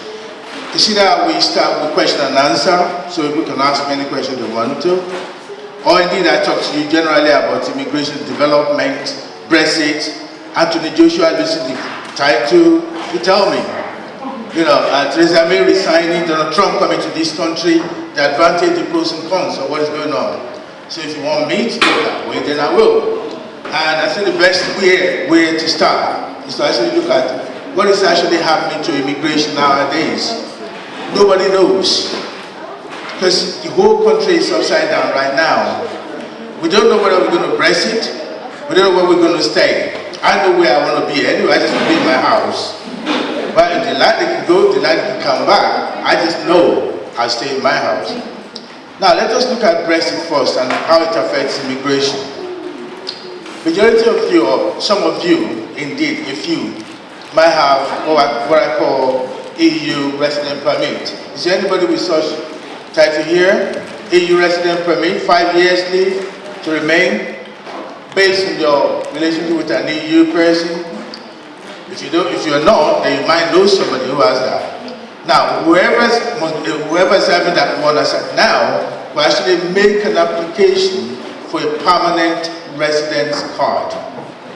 Now, that's very important because a lot of people don't know. They just say, well, I got 5 years. But the 5 years will expire.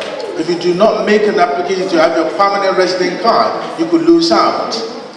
A permanent resident card is equivalent, and I'm going to use this word, it's equivalent to your indefinite leave to remain, which means it's en route to becoming a British citizen. So if you just have a resident card for 5 years, you cannot galvanize yourself to have a British citizenship. You need to register to become a permanent resident of the United Kingdom.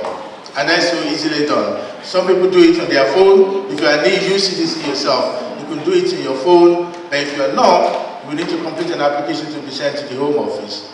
So if you're a family member of an EU, you cannot just pick up the phone and say, I want to apply for it. You need to do it on paper form. It only costs £65, so it's the cheapest thing you can do in the UK. Now then, moving on from there, once you get your permanent residence, you need to wait for a year, a minimum. There is no law that says you have to wait for a year, but it's a rule of thumb. And it has become a norm in the UK that you wait for at least 12 months before you make an application for naturalization. To naturalize, you will need to pass your English test. I'm sure a lot of people know about that. There is a college that does that one in Holborn called Trinity College. They're very easily accessible. You must pass that one. And the most difficult one that a lot of people find difficult, even including myself, is Life in the UK test. I know a lot of people got problems with that, but it's mandatory. You must pass your Life in the UK test. If you don't have it, you cannot become British citizen. Of course, if you do not have that, and you have a degree in the United Kingdom, or indeed recognized universities in Nigeria, if I say specifically, then of course, you don't necessarily need to do the English test, but you must pass your Life in the UK test. Any question on that before I move on? No question? Okay. Now let us look at people who have actually lived in this country for such a long time, and they haven't got a stay. It's easy to keep on ducking and diving because Bruno did it afterwards and he survived. You need to be in this country for a minimum of at least 20 years before you can make an application. However, if you're a student in this country, you continue to renew your leave to remain as a student, right? After 10 years, you can make an application to remain in the UK. But be aware, you need to show the proof. There are 3 processes involved in immigration. The first one is for you to identify which application you want to make. If you don't know the application, you must see a solicitor or indeed an immigration advisor. That's number 1. The second thing, you need to know the procedure. Vis-a-vis, how do I submit the application? What are the questions? How do I answer the questions? The third one is documentation. Those are the three vital things. If you can complete any application, if you do not know the document to attach to the application, it's bound to fail. And if the application fails, it creates problem.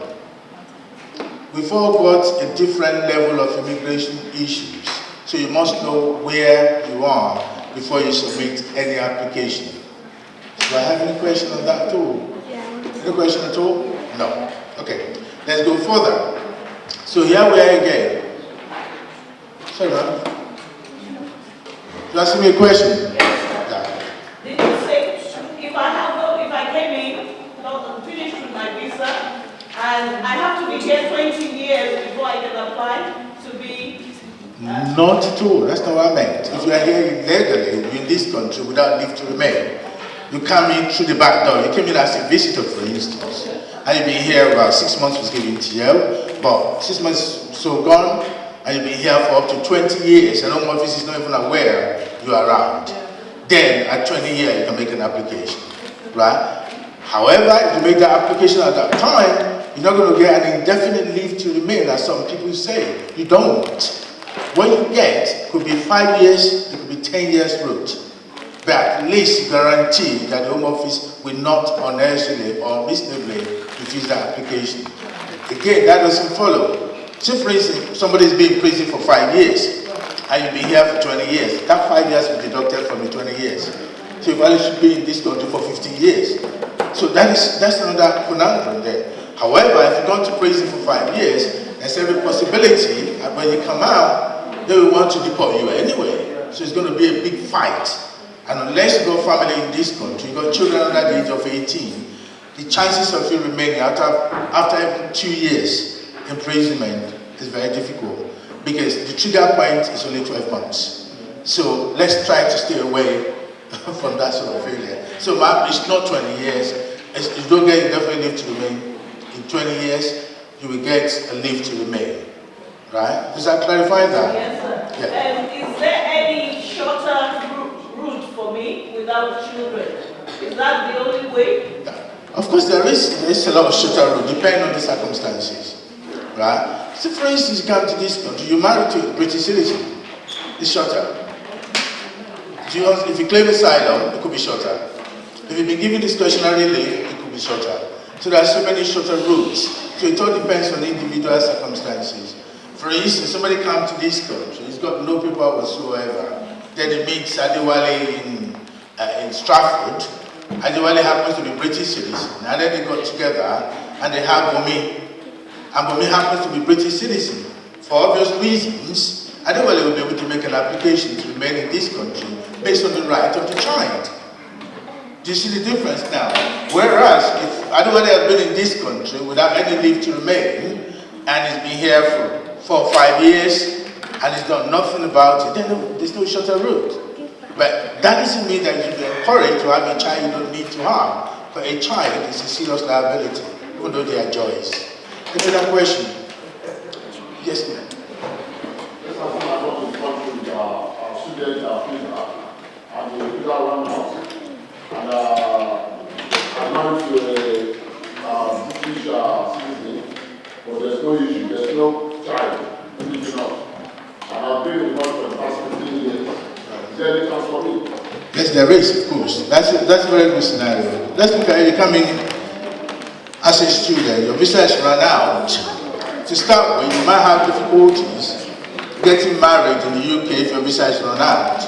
So that is vitally important that we should know. However, if what you're saying is that you got married to this British citizen before,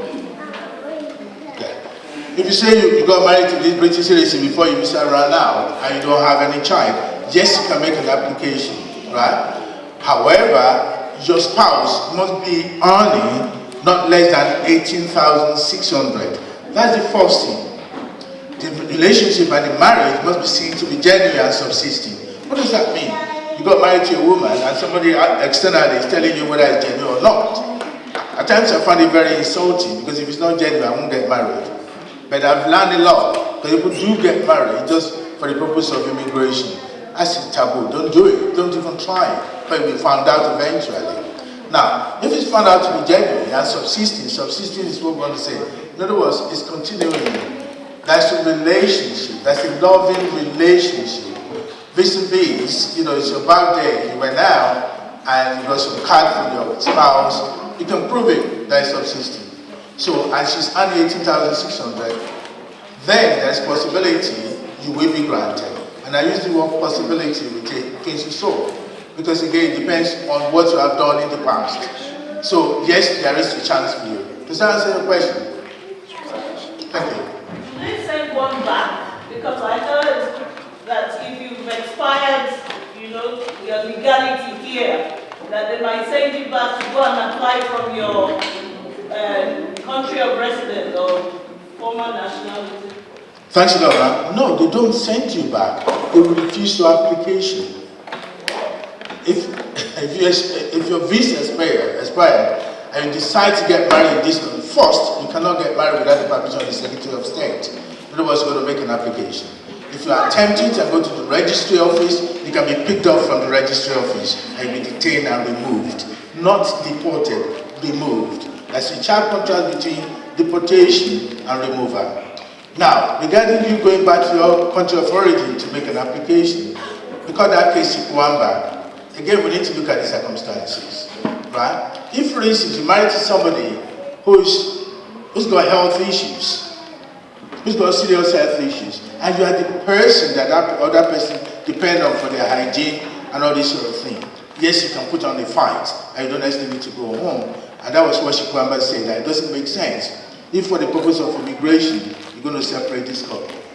So yes, there is a fight there. But generally, it's advisable, if you know you haven't got a leave to remain in this country, and you want to get married to somebody who's got a leave to remain, ship that person back to your home country, get married and make an application.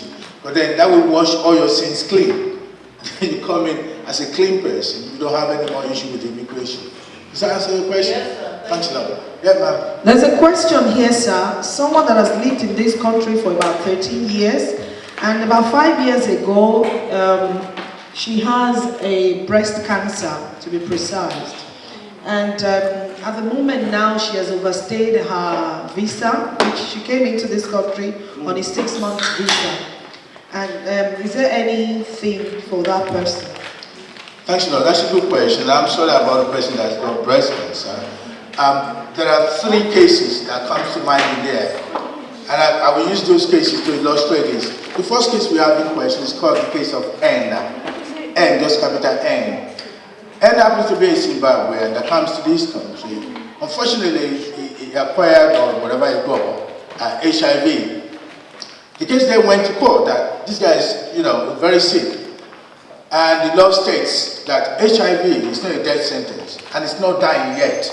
And as such, the application was refused and was asked to leave the country. Contrast that with the case of D. Again, all these names, they give them alphabets so that people don't know who they are. The case of D. D equally have HIV. However, the HIV is now developed to AIDS. Now, the case then went to court. The law then says, whatever the case may be, you should be allowed to die with dignity. So the case was allowed. And you will know that. Now, the third case is the case of Akahalo. It's Nigerian case, Akalu. I don't know how to pronounce them. It's Akhalu. I think it's an Igbo name or something like that. Akalu, something like that. Came to this country as a student. And everything was all right. But unfortunately, Akalu developed cancer. Now, it was in this country legally. However, because of the cancer, its leave to remain expired. But they already start to receive treatment for the cancer, going for chemo and things like that. And the law says, okay, we have assumed responsibility for the treatment of Akalu. You see what I'm saying now? And as such, you'll be allowed to stay. So you can see that there's so many variations of this. So when it comes to this human with cancer, there are 2 things. Been in this country for 30 years, forget about that. Right? 5 years ago, she acquired this breast cancer. That is the starting point. Right? If she hasn't got a leave to remain, as at the time this cancer was developed, right, then the case will fall under N. Because, cancer is terminal, but some of them are treatable. And Nigeria is one of those countries that's working with the cancer research. And as such, the case hasn't got much strength. However, if the cancer there go beyond that, and they now have British people, British citizens, so brother, sister, and auntie, uncle, looking after that person, right? Then application can be made, depending on the people looking after him, because people looking after that person will become a victim under the case of Beku Bex. Beku Bex is equally a Nigerian case, by the way. So they become victims. And because they become victims, a British citizen will not be treated anyhow, because they have the right to articulate to their private and family life, and it cannot be trampled upon by the Secretary of State. And as such, the application is bound to succeed under articulate. So I will make the application and fight for it. Does that answer your question? Sorry, I have to go into so many cases to do that, but I don't like cases when I'm talking. Any other question? I've been asked to finish here by 3:30, so which is easier for me. Yeah. Sorry, sir. Sir, I have a question. Somebody that is on a 2.5-year visa, leave to remain, Yeah. and is on a 10-year route. Is there any short, because somebody was telling me that after the second renewal, that he has been 5 years now, that he can use life in UK test, English language, and then submit it and apply for indefinite. Is that true, please? It's neither true nor false, to be honest with you. If somebody is on 10 years route, which means at the start of the application, that person must be making application under paragraph 27 AD or under the auspices of a child. So if it's auspices of a child, that's section 55. So you make the application to the Home Office, they now grant you 10 years route. What I normally advise my client to do, before you make the application, try 2 things. Get your life in the UK test, get your English language test. With those 2, instead of 10 years route, it will be 5 years route. There's no need to start bolting the dog when the dog is already escaped. Because if you got 5 years, if you got 2.5, that's 5 years.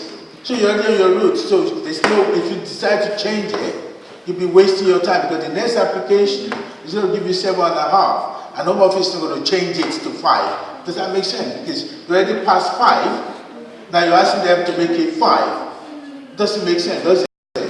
Because they're going to then put you to 5 years, which means you got another 5 years in front to do, right? So it doesn't shorten it, and you cannot apply for indefinite leave to remain. The answer is, to that extent, is no. But before you start, yes. Does that make sense? Any question? We're rounding up, just I have to think about you guys. Yeah, please. So, it's a very short story. Assuming I have about 5 kids, and one of the kids, when I give back to that, one of the kids, I make a kind of short journey by involving one of my friends to be father of one of that child. When I give back to that child, I mean the 3rd one among the 5 children. I just approach one of my friends to father that child, so that he can have British passport, something like that. Then the first child now happens to be 7 years now. And I want to make a kind of application, that maybe, a child has become 5 years, 7 years in UK, and I want to make an application. What's the implication? Because definitely they will go to search through those children, 6 of them. They want to, so they might get to know that one of them has British passport. Do you understand what I'm saying, sir? Yeah, I'm with you. What is going to be the implication of the application when they go to know that, okay, what happened with this 3rd one? How does it get that British passport? And the remaining 2 behind, after is being fathered by the first 2. So why the middle one? I get what you're asking. Yes, sir. Yeah. But in the first instance, please don't let anybody father your child. Because I don't know how your wife is going to see to that, but... Yes, sir. It's life. Because of the things that is happening in UK. Yeah. What I'm saying is life to story. Yes, I know. Yes. I've dealt with cases like that.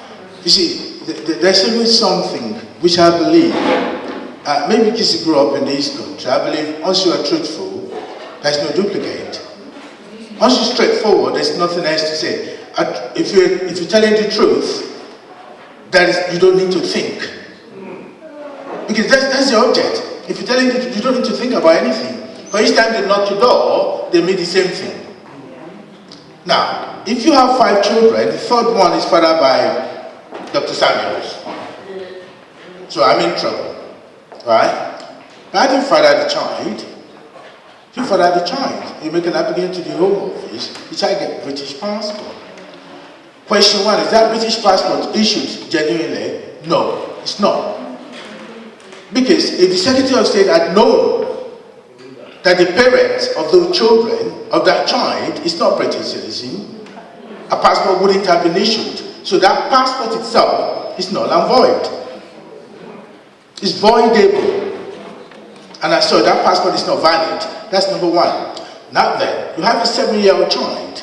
You now decide to go, right, I got the 7 years, let me put it in application under the 7 years route. That's 276 4. So you put in the application. The Secretary will then consider it then.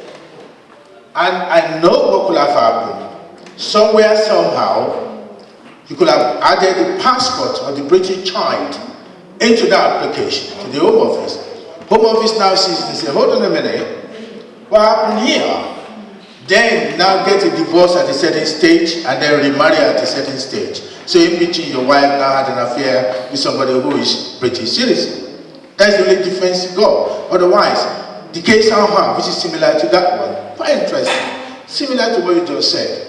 The Secretary of State now requests the father of the child to go and do a DNA to prove that he is not, listen to that, is not the father of the child. They didn't say you should do DNA to prove that he's the father, but to prove that he's not the father. Now, you know you're the father. Now somebody is asking me to go and do DNA to prove that I'm not the father of my child. How is that possible? So that application was refused under paragraph 320 and it was banished for making another application. So the case went to court, it was refused, and they said removal direction. So it's always very, very dangerous. So don't do it. Having said that, I know circumstances people find themselves at times, you know. You want to survive, you want to get a job done, you're here in this country, possibly you're responsible for so many people back home in Africa. They look upon you to get some money every month. How are you going to do that? They send you back home. So somebody has to do something. So your child, the one that becomes British citizen, that child has got no problem at all.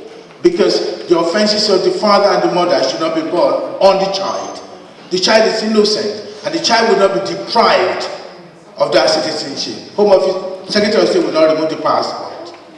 But the father and mother will face a long battle for it. And if care is not taken, they could be removed. So, but in the first instance, please don't do it. If that case is in court, see me as urgently as possible so that I can find a solution. Does that make sense? Any other question? Yes, ma'am. Now, I passed 3:30, so I start charging for my time now. So, ma'am. Sorry about that. No worries. Please, I'm married for 20, I was in this country for 20 years with my husband. But eventually my husband got the paper 11 years ago. But there's no children. In between me and my husband, there's no children. And the Home Office will reject my own paper. Because they said that we don't have children. But my husband has paper, he will have the red passport 11 years ago, but they are rejecting my own paper. What can I do? Well, I'm sorry about that. You said you've been in this country 20 years. 20 years, but there's no children. Yeah, okay, right. You know, nowadays having a child is a luxury, so if you don't have it. But that's what they're saying, because there's no children, so they can't. Well, the fact is that how long have you been married to your husband? Well, together 20 years together, almost 21 years. Sorry, man. What do you mean together? 21 years in marriage, but there's no children. Okay, we'll take it one at a time. Did you get married in this country? Twice in this country. You got married twice in this country? Yeah. And the first one was divorced before you got married to the second one, I'm sure. No, the same man, because when they're putting the paper in, they'll say, go and get married. The one or so said, you have to go and marry. The one that said that another person go and do this, they will do it, and they're using money, spending money continuously. Then the last one, they will now say that we have to go back to our country to do another marriage because there's no children. Well, I'm sorry to hear that, but that's not necessarily true, right? Anybody that says to you that because you didn't have a child, you cannot get your status in the UK is discriminatory.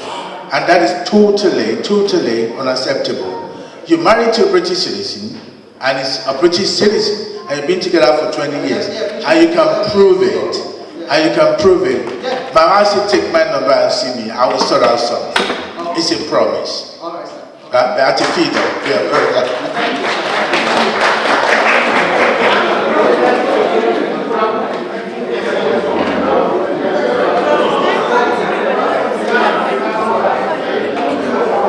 Last question, please. Thank you, sir. I just used to ask, what are the advantage between having cost to public fund and no cost to public fund? What are the things, real cost to public fund, sorry. What are the advantage? Because I have a friend, they were given no cost to public fund 2.5 years. And the association said they should return the visa back to the home office. They should fight for cost to public fund. That there are a lot of advantage in it. And according to what immigrants know, it's like if you are cost to public fund, they are limited to time of work. Like maybe 20 hours, I don't know, or 40 hours, I don't know, something like that. But I'm not really sure. That's why I'm asking this question. That you are not allowed to work as many hours as you want to. Because they will be giving you as benefit, child benefit, all those things.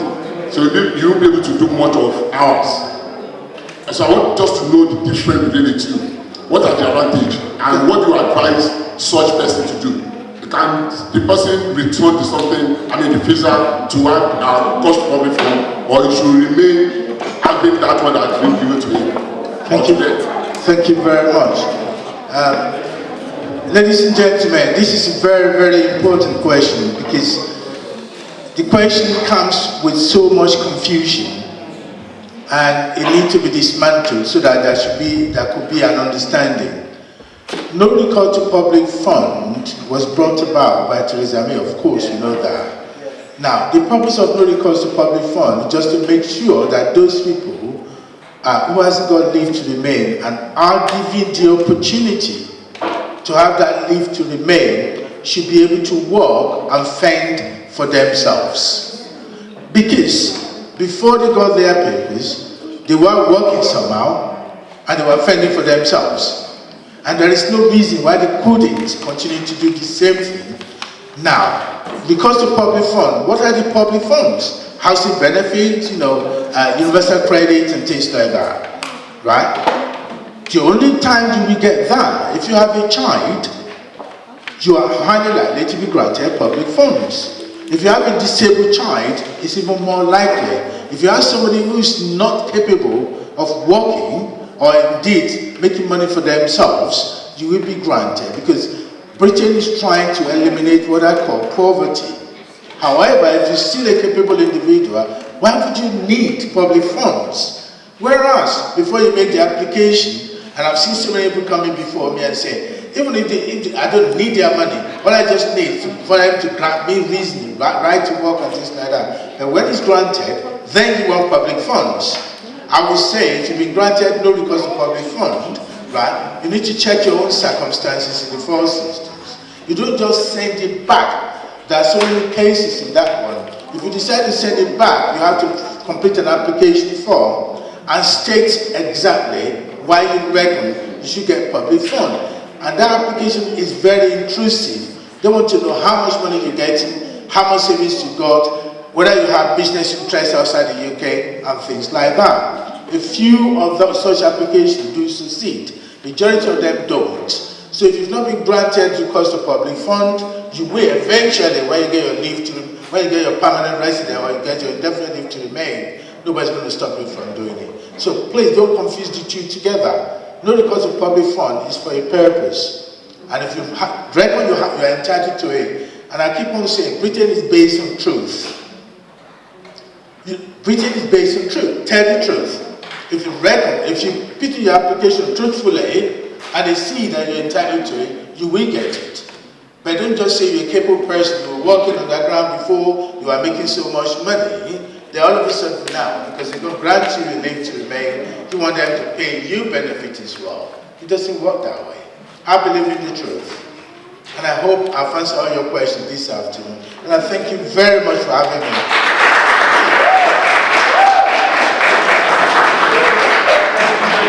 Thank you, sir. It is an honor to have you around again this year. Let's give a round of applause again to Dr. Samuel.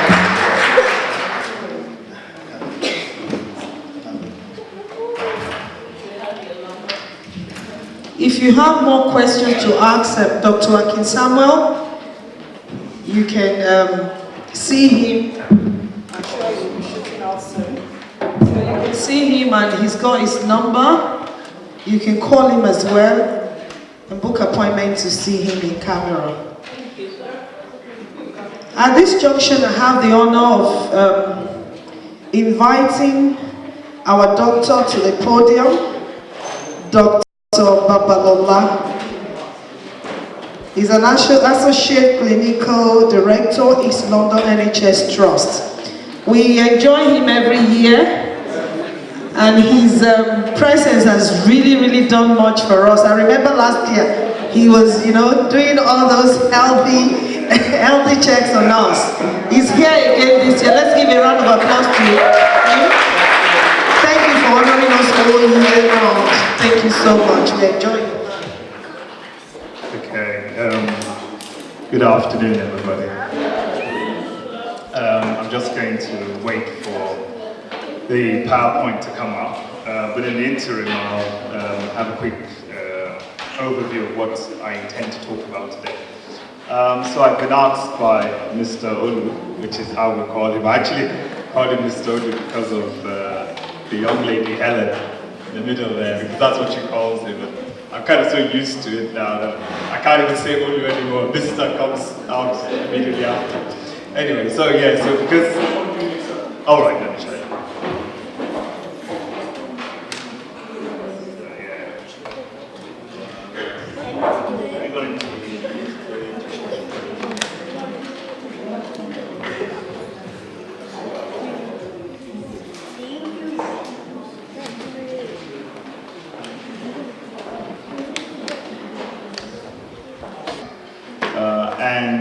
The interesting thing about mental health is that lots of people have it without actually being aware that they do. So, this was the title, Causes and Effects of Mental Health. And I thought in order to put this into perspective, that I needed to give you some information about mental health. I think one of the biggest issues that we have, and I'm being presumptive. One of the biggest issues we have as Nigerians and Africans is that we have a certain connotation, and by that I mean we have a certain view about mental health. And when you ask anybody that was born in Nigeria and lived in Nigeria for at least 15 years, and you ask them, what's your concept of mental health? The first thing that people will say, and you'll have to indulge me, those that are not of a Yoruba persuasion, they will say, wait, that's it, which is the assumption of being mad. And your quintessential mad is the person on the street with their hair matted, their dresses, they're completely in a state of disarray and neglect, and they live on the street and they beg and all. The interesting thing is this, that that is entirely untrue. And if you look at percentages, the amount of percentages or the percentage of patients that we see that are on the streets is less than 1%. And when I mean on the streets, I mean on the streets in such disarray. Some of our patients are homeless, but those that are completely neglected, it's very, very low.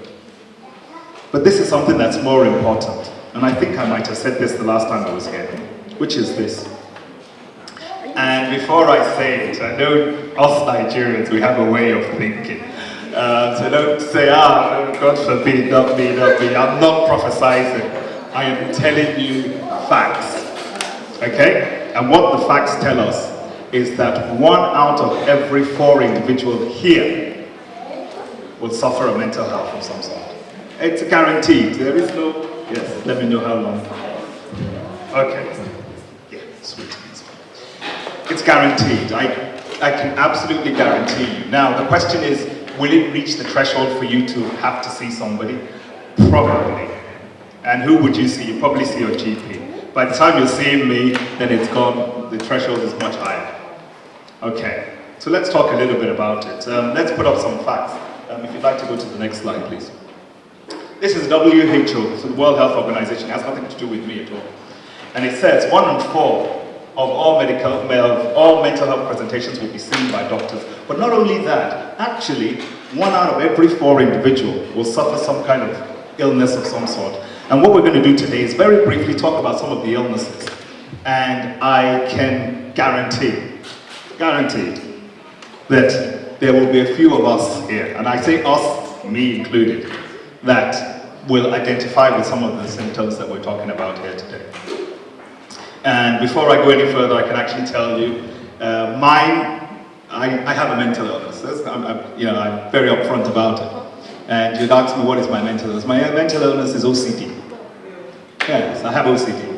I am very particular. They have to be in a certain way, they have to be clean, they have to be, and I'm conscious of it. I'm aware of it. I'm aware of its limitations. I'm aware that I don't impose it on other people. Or maybe, I don't know, Helen might say I do, because I'm very particular. But I know I have it.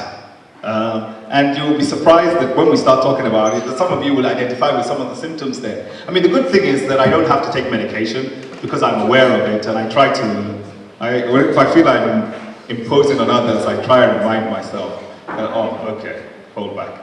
Okay? So, 1 in 4 will be affected by mental or neurological disorder at some point in their lives, and about 450 million people currently suffer from a condition from a mental disorder. That's in the world. And we have how many people in the world? Do we know? Yeah, about 7 billion. So about 450 million is 1 billion, that's 14, but less about 1 in 14. And the world population as it is. Okay, let's move to the next slide. Okay, so yes, again, we're talking about men and women. So about 1 woman in 5 and about 1 man in 8 since the year 2000 have some kind of mental illness, and this is called a common mental disorder. Now, I've put the common mental disorder purely because what we tend to talk about when we're talking about mental illness are not the common ones, because the common ones don't ever come to see me. They are seen by their GP, or they're seen by the herbalist, or they're seen at home, and people just kind of find a reason for it. Now, I think that why this is interesting, and you can read that, I won't read everything that's up there, but what's interesting about this is that a lot of the common mental disorders, and the common mental illnesses, we'll talk about the first one.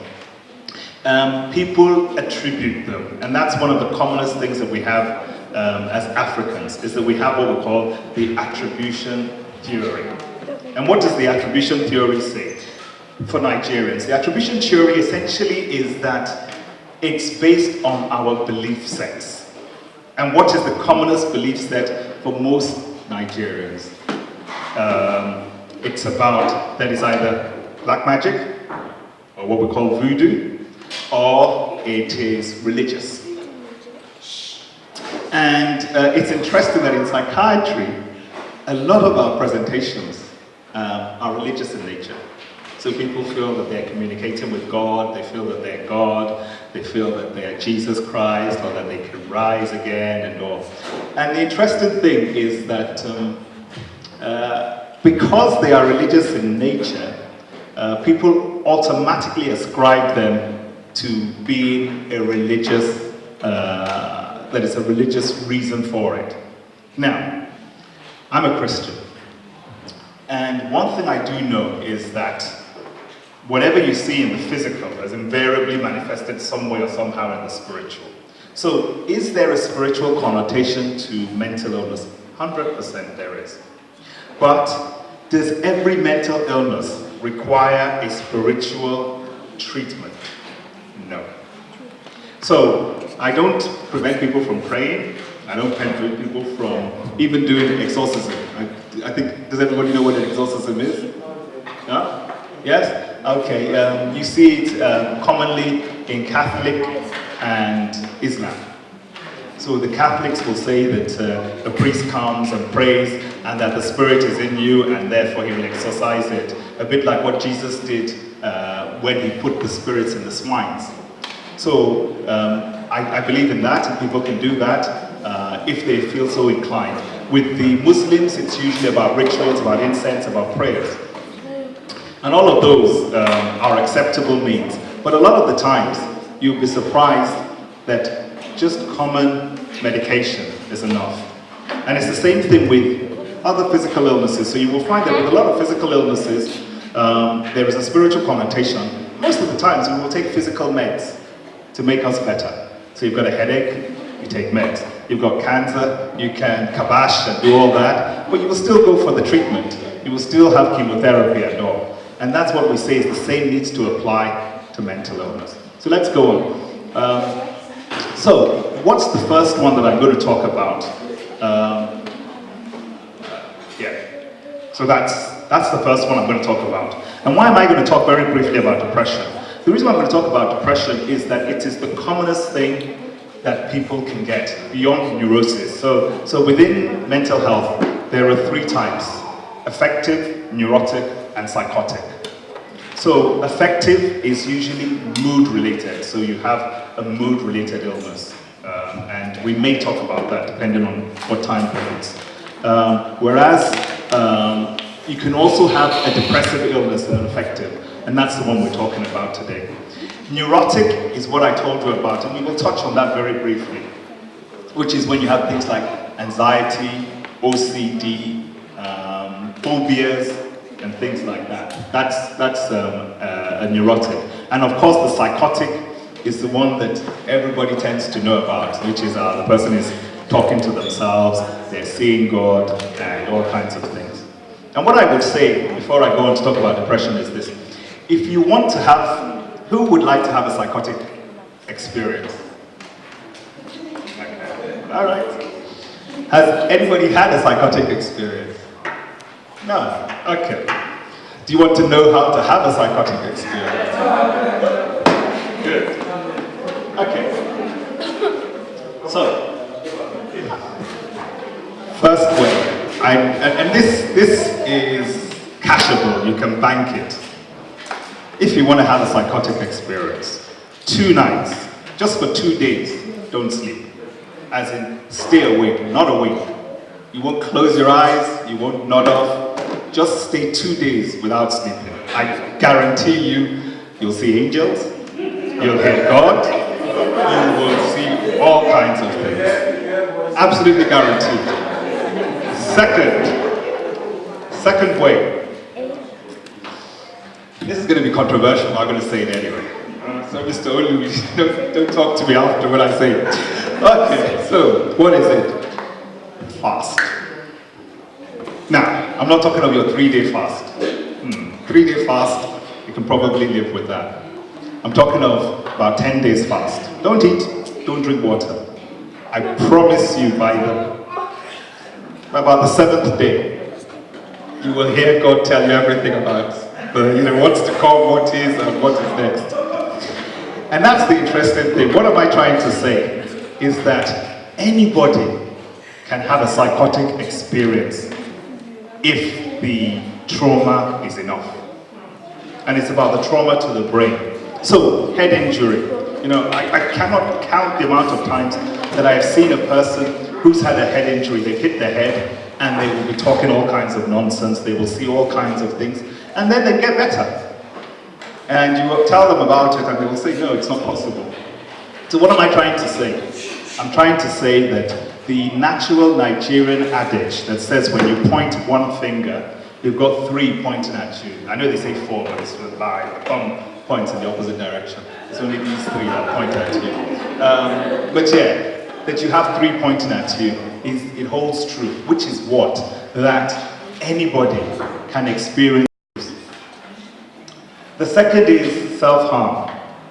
It's interesting how self-harm has evolved, especially in the United Kingdom, in the sense that it is so common amongst the youngsters now, it's unreal. You know, self-mutilation, cutting, head banging, punching the wall, because people think that self-harm is just about when you take a blade and you cut yourself. No, but if you're punching the wall continuously, you're banging your head on the wall, you're kicking things, it's a form of self-harm too. Self-esteem, so your confidence goes, you don't feel right in yourself. Reduced concentration and attention. And what is that? And that's very, very common amongst people that are depressed. And what tends to happen is you're talking to them, and it's as if you're talking to a brick wall, and then you ask them, what did I say? And they say, eh, were you talking to me? Or they're watching a TV, and they don't hear or see anything. Pessimistic about the future. So you look at the future and you think, nothing's good's going to happen for me. You know, it's just all downhill from here. And then the last one is your sleep. So the sleep gets disturbed. You find that you're waking up. EMW just means early morning wakening. So what tends to happen is you wake up about 2 hours before your normal waking time. Now, what you may see is that you may be able to identify with one or two or three of these. If you can identify with four or more of these, then there is a question to be asked that could it be that you're actually suffering from depression, but you don't know it? And one of the things with depression is this, especially amongst Africans and Asians, is that we feel that we have to, that depression is something you can snap out of. Now the reality is you can't, and why can't you? Because it's a chemical change. It's not about a situational change. When it's a situational change, we have another name for it. We call it an adjustment disorder. You might have heard the lady that was let free yesterday. I don't know, did anybody hear about it? The lady from, her sentence was changed from murder to manslaughter. You know what, they talked about controlled coercion, but they also talked about an adjustment disorder. That was the diagnosis they gave her. That was the diagnosis that swayed the judge. That he felt that, okay. And what is an adjustment disorder? It's just you reacting badly to something that upsets you. That's all. There's really no magic to it. And the reality is that with depression is the commonest presentation of an adjustment disorder. And that you can get here, which is, you know, if you've applied to the, and I'm using the immigration just purely for the lawyer, that if you applied and your immigration has been turned down, you can have an adjustment disorder where you will have some of these symptoms. And it's a kind of form of depression. Okay, let's go on. Now, what are the causes? The causes of depression are multifactorial. Of course, the commonest, which I haven't put there, is of course situations. And we call them vulnerability factors, which are things that can make you more prone to having a depressive illness. And those include situations, circumstances, bad news, death, loss, all kinds of things. So those kind of things can invariably cause you to become depressed. Stressors, as I've said there. Genetics, which is there a predisposition? So if you've got a family history, and the family history doesn't necessarily mean mom or dad. It could be uncle, aunt, brother, cousin. But if there is a family history, then there is a likelihood. Alcohol. I believe we're all Christians, so none of us drink, yes? Good. The reality is that, you know, most people will take what we call a tipple. And yeah, everybody knows what a tipple is. The occasional drink, okay? But excessive use of it can cause depression. Why? Because alcohol is a natural depressant. It actually causes what we call CNS depression. So it actually causes the brain to become depressed because it affects the chemicals in the brain, especially when you're taking it excessively. And of course, drugs for obvious reasons. If we move on. Thank you. Does it present differently? We talked about it, the different presentations. And sometimes depression doesn't always mean that you are feeling low and that you kind of hibernate, so you hide. Sometimes depression is about you becoming irritable. You know, anything that people say, it just gets on your nerves, you get agitated quickly, you get angry quickly, and you find yourself that you are not particularly able to get on with anybody. If we move on, thank you. Okay. I was talking about some of the reasons for this and what we attribute it to. And as I've said, that sometimes it's about religious beliefs.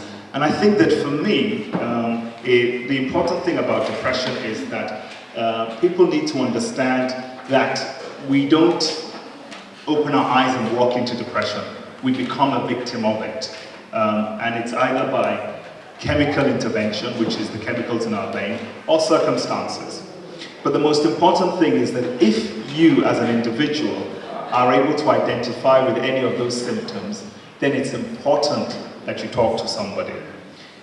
Usually what I say is that if any of those 9 symptoms that I've said, that I've talked about, if you have felt them for a period of longer than 2 weeks, then it means that you are more likely to be depressed. You just don't know it. And the treatment for depression is not always medication. Sometimes it's about talking to people, sometimes it's about problem solving, sometimes it's even about just having somebody to be able to have a listening ear. So it doesn't always mean that you actually have to provide a solution. Sometimes it's just about what Freud called catharsis. So the ability to just let out the emotions because they're so pent up. Okay, now I know talking about depression is a depressing subject. So we'll move on very quickly to something else, which is anxiety. And is anybody here that feels that they've never experienced anxiety before? Well, you've never, well, do you do exams? You haven't started exams.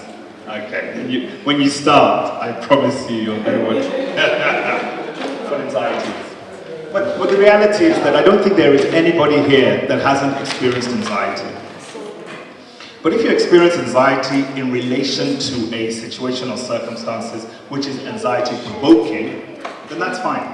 Because we all. So whether it be that you're about to do an exam, you're about to do a driving test, you're about to commit a lot of money that you don't otherwise want to, yes, we can all experience anxiety. The problem is if it is recurrent, if it is situational, and I'll explain that very briefly, or if it is persistent, then it becomes a concern. What do I mean by situational? Now, situational is that you are in a particular place, time, and it evokes anxiety. And situational anxiety is actually otherwise known as phobia. And everybody knows what a phobia is, which is a fear of.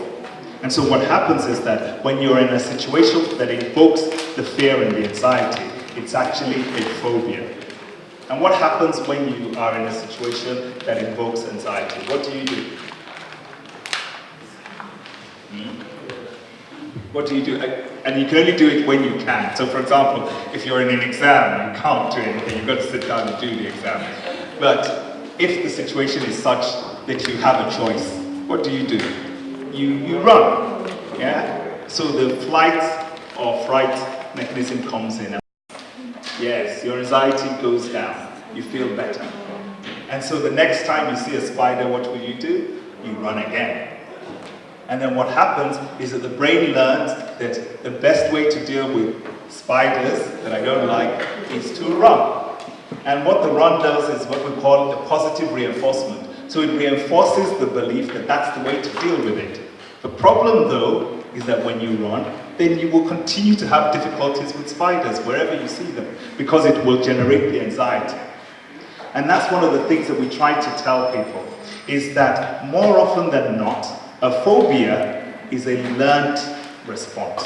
So you learn that response because you find that that situation is something that you cannot tolerate. And so what do? I always say to my patients, the first and foremost is this: anxiety does not kill. You cannot die of anxiety. So no matter how fearful, how upset you are, you cannot die. The only reason why a person could die is if they have a heart attack. And that nobody can equate for. Okay? And so the best way to deal with an anxiety is actually graded exposure. And graded exposure means that you start to expose yourself to it. So for example, people that have what we call acrophobia, which is that they feel anxious when they're going out. They don't like going out, they don't like mixing. The best way to treat it is to start a graded exercise where they start to go out a little bit. So you can start with, okay, today I'm going to think about going out, but I'm not going to go out. Next week, I will think about going out, but I'm going to go to the door. The next week, I'm going to go beyond the door, I'm going to open the door, but I'm not going to go out. And the week after that, I put one step out. So it's something like that. And that's the same thing with whether it be spiders, scorpions, or whatever it is that you're afraid of. And that's one of the ways in which we tend to deal with, can we go to the next slide, please? With anxiety. Now, what do you get when you're anxious? Lightheadedness. So suddenly, you feel like you're about to faint. You feel sweaty. You have your mouth becomes dry, your heart starts pounding, and you start to feel what they call butterflies in the stomach.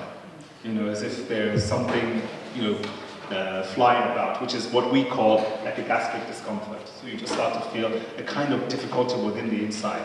And the next thing is, as I said, overactivity, and overactivity means you feel the need to do something. And more often than not, it's about moving and moving from that situation. So, what am I saying to kind of put a scope to this? Essentially what I'm saying is this, is that neurotic experiences like anxiety, like phobias, like OCD, all of these are things that are part of our everyday life, and we will always experience it, no matter where we are. But it's about being able to deal with it, because if you can't deal with it, then it becomes a problem. And when it becomes a problem, that's when you have to come and see somebody like me. So, if we go on, thank you. We can move on from that. Okay. And so, very briefly, I think, my time's already up. Okay, so I'll talk very briefly. I tried to kind of pick topics that I think people can identify with. So the anxiety, the phobia, the acute stress reaction, we won't be able to talk about. Adjustment disorder, I talked about very briefly. OCD, I'll talk about it very briefly, and purely because it's something that I experience. And so OCD, is OCD a good thing? Does anybody think it's a good thing? Yes, sometimes. Does anybody think it's a bad thing? Yes.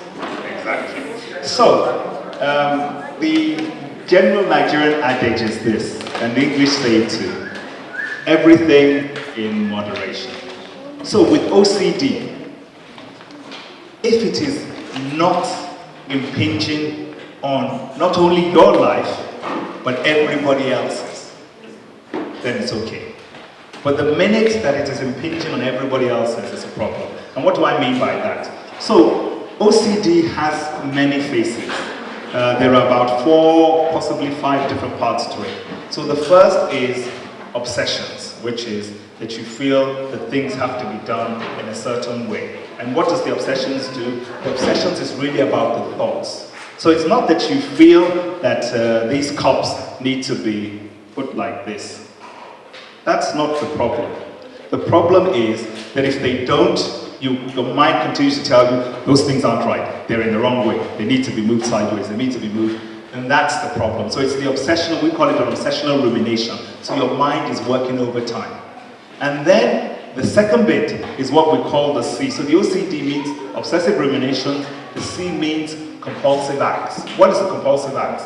The compulsive acts is These things aren't in the right position, they aren't in the right position, so what do? I have to move them. So the minute that you're moving them, you're technically doing the compulsive acts. Now what I say to people, and this is probably where I'll end it, is this. The OCD is good when it's about you making sure things are done properly, things are done right. It is a problem when it goes beyond that. And OCD is not only about cleaning. So we call them the 3 C's. There's the cleaning, there's the checking, there's the counting. So cleaning is one, but if it's checking, oh, this hasn't been done properly, and they do it, no, it hasn't been done properly. Or it's the counting, I've got to touch this 10 times before I go out. If I don't touch it 10 times, then something bad is going to happen. Or the windows aren't locked, I've got to check all the windows 15 times, and then you leave and you go back and check. That's when it becomes a problem. And when it becomes a problem like that, then you have to see your doctor, because there are ways that we can treat it. So what I will leave you with is this. Not all mental illness is bad. 1. 2, mental illness is not a choice. 3, mental illness is not a sign of weakness. 4, if it, as the English say, if it quacks like a duck, if it walks or waddles like a duck, and it eats like a duck, it probably is a duck. So what am I saying? Which is that if there are certain symptoms that we've talked about, or that you've heard about, or you've even read about, that suggest that everything isn't absolutely right with you, then it is not a sign of weakness to seek help. In fact, if anything, you're probably doing more damage to yourself by not seeking help and living with it. Not just because of you, but because of everybody else around you. Because what we don't realize is that our behavior, our attitudes, our utterances affects everybody else around us. And so when we are agitated, when we are depressed, when we are aggressive, it invariably affects everybody else because it's how we talk. And that's when we talk about the verbal and the non-verbal aspects of our speak, which is, as I say to people, and the Nigerians actually, for our Nigerians, we say Bele has Ako and it has Abo. And what does that mean? That sorry has male and female versions. So you can say sorry. You can say, as the young people will say, sorry. You know, you can say sorry. You know, so you can say it in so many words. It's the same word, and you're supposed to bring forth the same meaning, which is that I feel bad for you, but it can come across differently. And this is the big thing about mental health, which is that it's not just about you. So I'm happy to take 1 or 2 questions, and thank you very much for listening.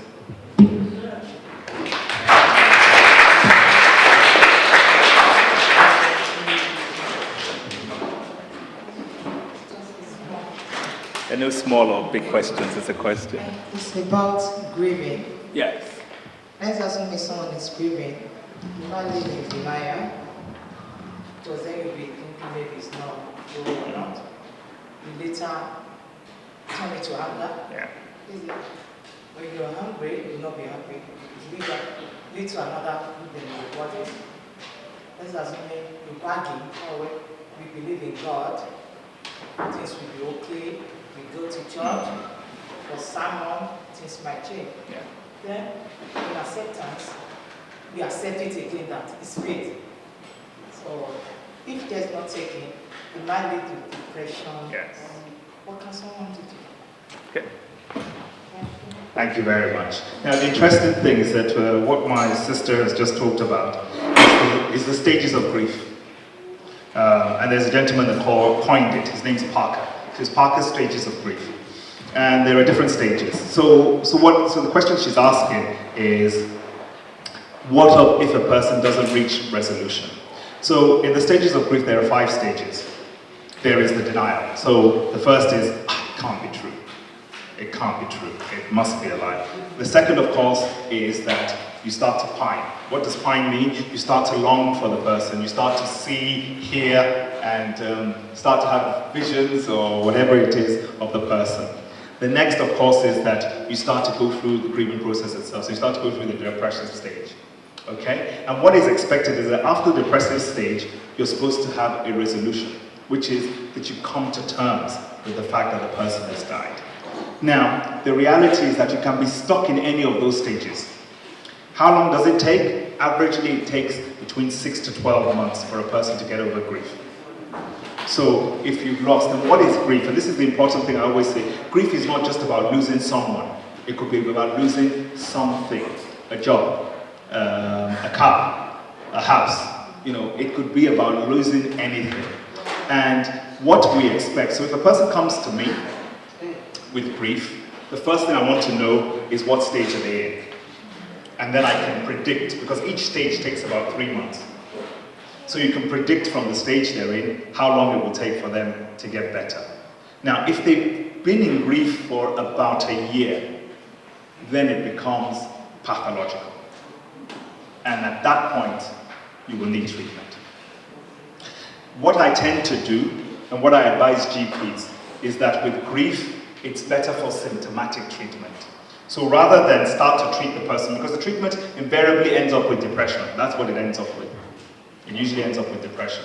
But rather than treat depression immediately, first treat the symptoms. And the commonest symptom is sleep loss. People can't sleep, or they have nightmares, or they wake up what we call hypnagogic hallucinations. And this again is a psychotic experience where they would say, I heard him speak. Oh, he said something. I woke up and I heard them. Or you have what we call the Hag effect. And the Hag effect, I don't know what it's called in Yoruba, but essentially, and I'm sure that when I say this, that people say, yeah. That's when you're sleeping, you suddenly wake up and you can't move. It seems like somebody is, they say enemy, is it spirit, has slept on you. You can't move your hand, you can't move your leg, you can't talk, and then you suddenly become very frightened, your heart's pounding, and you think you're going to die. So you can have that. And it's called a Hag effect. And just so that you know, you never die. You can't die. And why can't you die? It's because it's called sleep paralysis. And what is sleep paralysis? Sleep paralysis is essentially when you and I go to sleep, the body switches off. And it gets to a stage where the body says, okay, now for you to enjoy your sleep, I must paralyze you. So it's actually your body paralyzing you, so that your arms won't move, your legs won't move, so that you will enjoy your sleep. And if you wake up while you're paralyzed, then you can't move. And if you give it some time, the body will realize that you're awake, and it will wake up. Yes?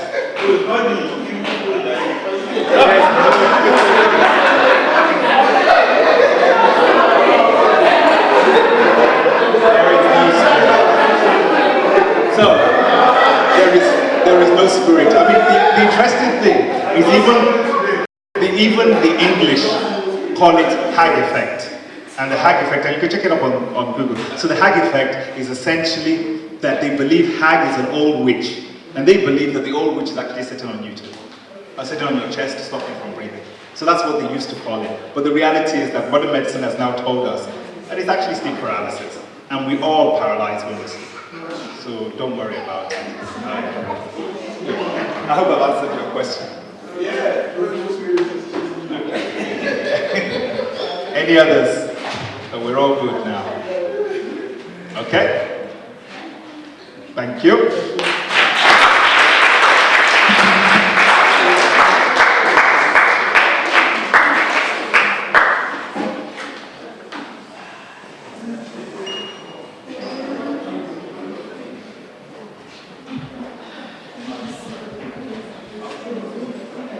Thank you very much, Doctor. We always enjoy your time and your lecture.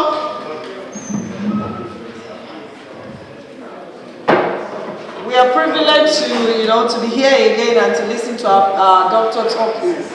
It's really nice. So some of us will say, you know what? Wọ́n ti rìn mí mọ́lẹ̀, kọ́kọ́ rìn mí mọ́lẹ̀ lórí bẹ́ẹ̀dì o, àwọn àjẹtúndé, àwọn ayé. Now we have learned something.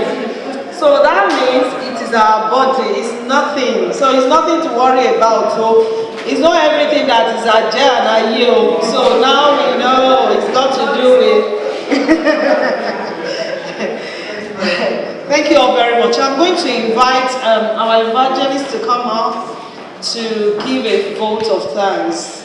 We're rounding up now, and just to say that we have a register at the back there. If you have not registered yourself, please do write your name, and we will appreciate if you give us your email address and your phone number so that we can keep in touch. So the register is at the back there, so let's welcome. And you have a pack to take with you. We have questionnaire there that you please, it would be appreciated if you can fill those questionnaire, because we want to be able to assess ourselves and to see how we can make changes to things, and then we try and improve on things as the year runs by, as we come every year. Let's just, put our hands together for our evangelist here, the president of ICC.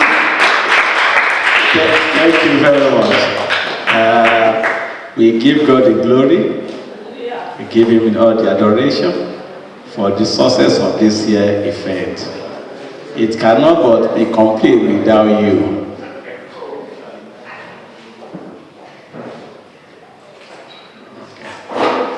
It cannot but be successful without your contribution.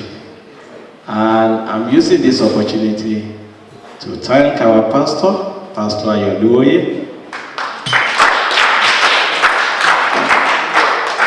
to thank all our guests that has shaped a lot of their program to be here this afternoon.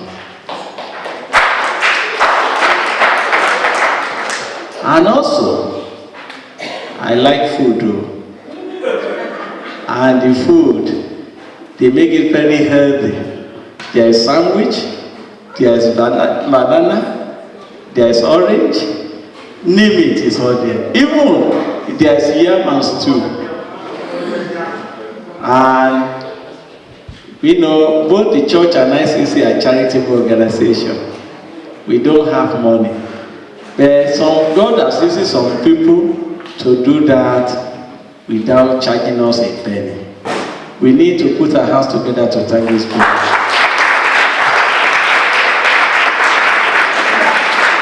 Deaconess Sosoya, thank you. Our Lady Evangelist Ayeshe, thank you. And Deaconess Rita, the chief chef, thank you very much. And to everybody, including my princess, that helped me out with my slide. My technology hasn't gone too high, but I have a lot of princess in the house.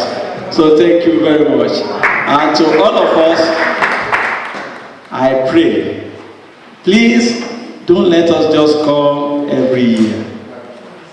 Let us bring testimony next year. Everything that has been said, the one you don't understand, call us. If you need this slide, we can give you these slides. Anything you need to be successful, that's what we are for. And God will help us. There is no crime in asking questions. Please ask questions as many times. There is no wrong question. There is no stupid question. Please, we want you to rise and we want you to go to places. We want it to change for you. By this time next year, we want a bountiful of testimony, and so shall it be.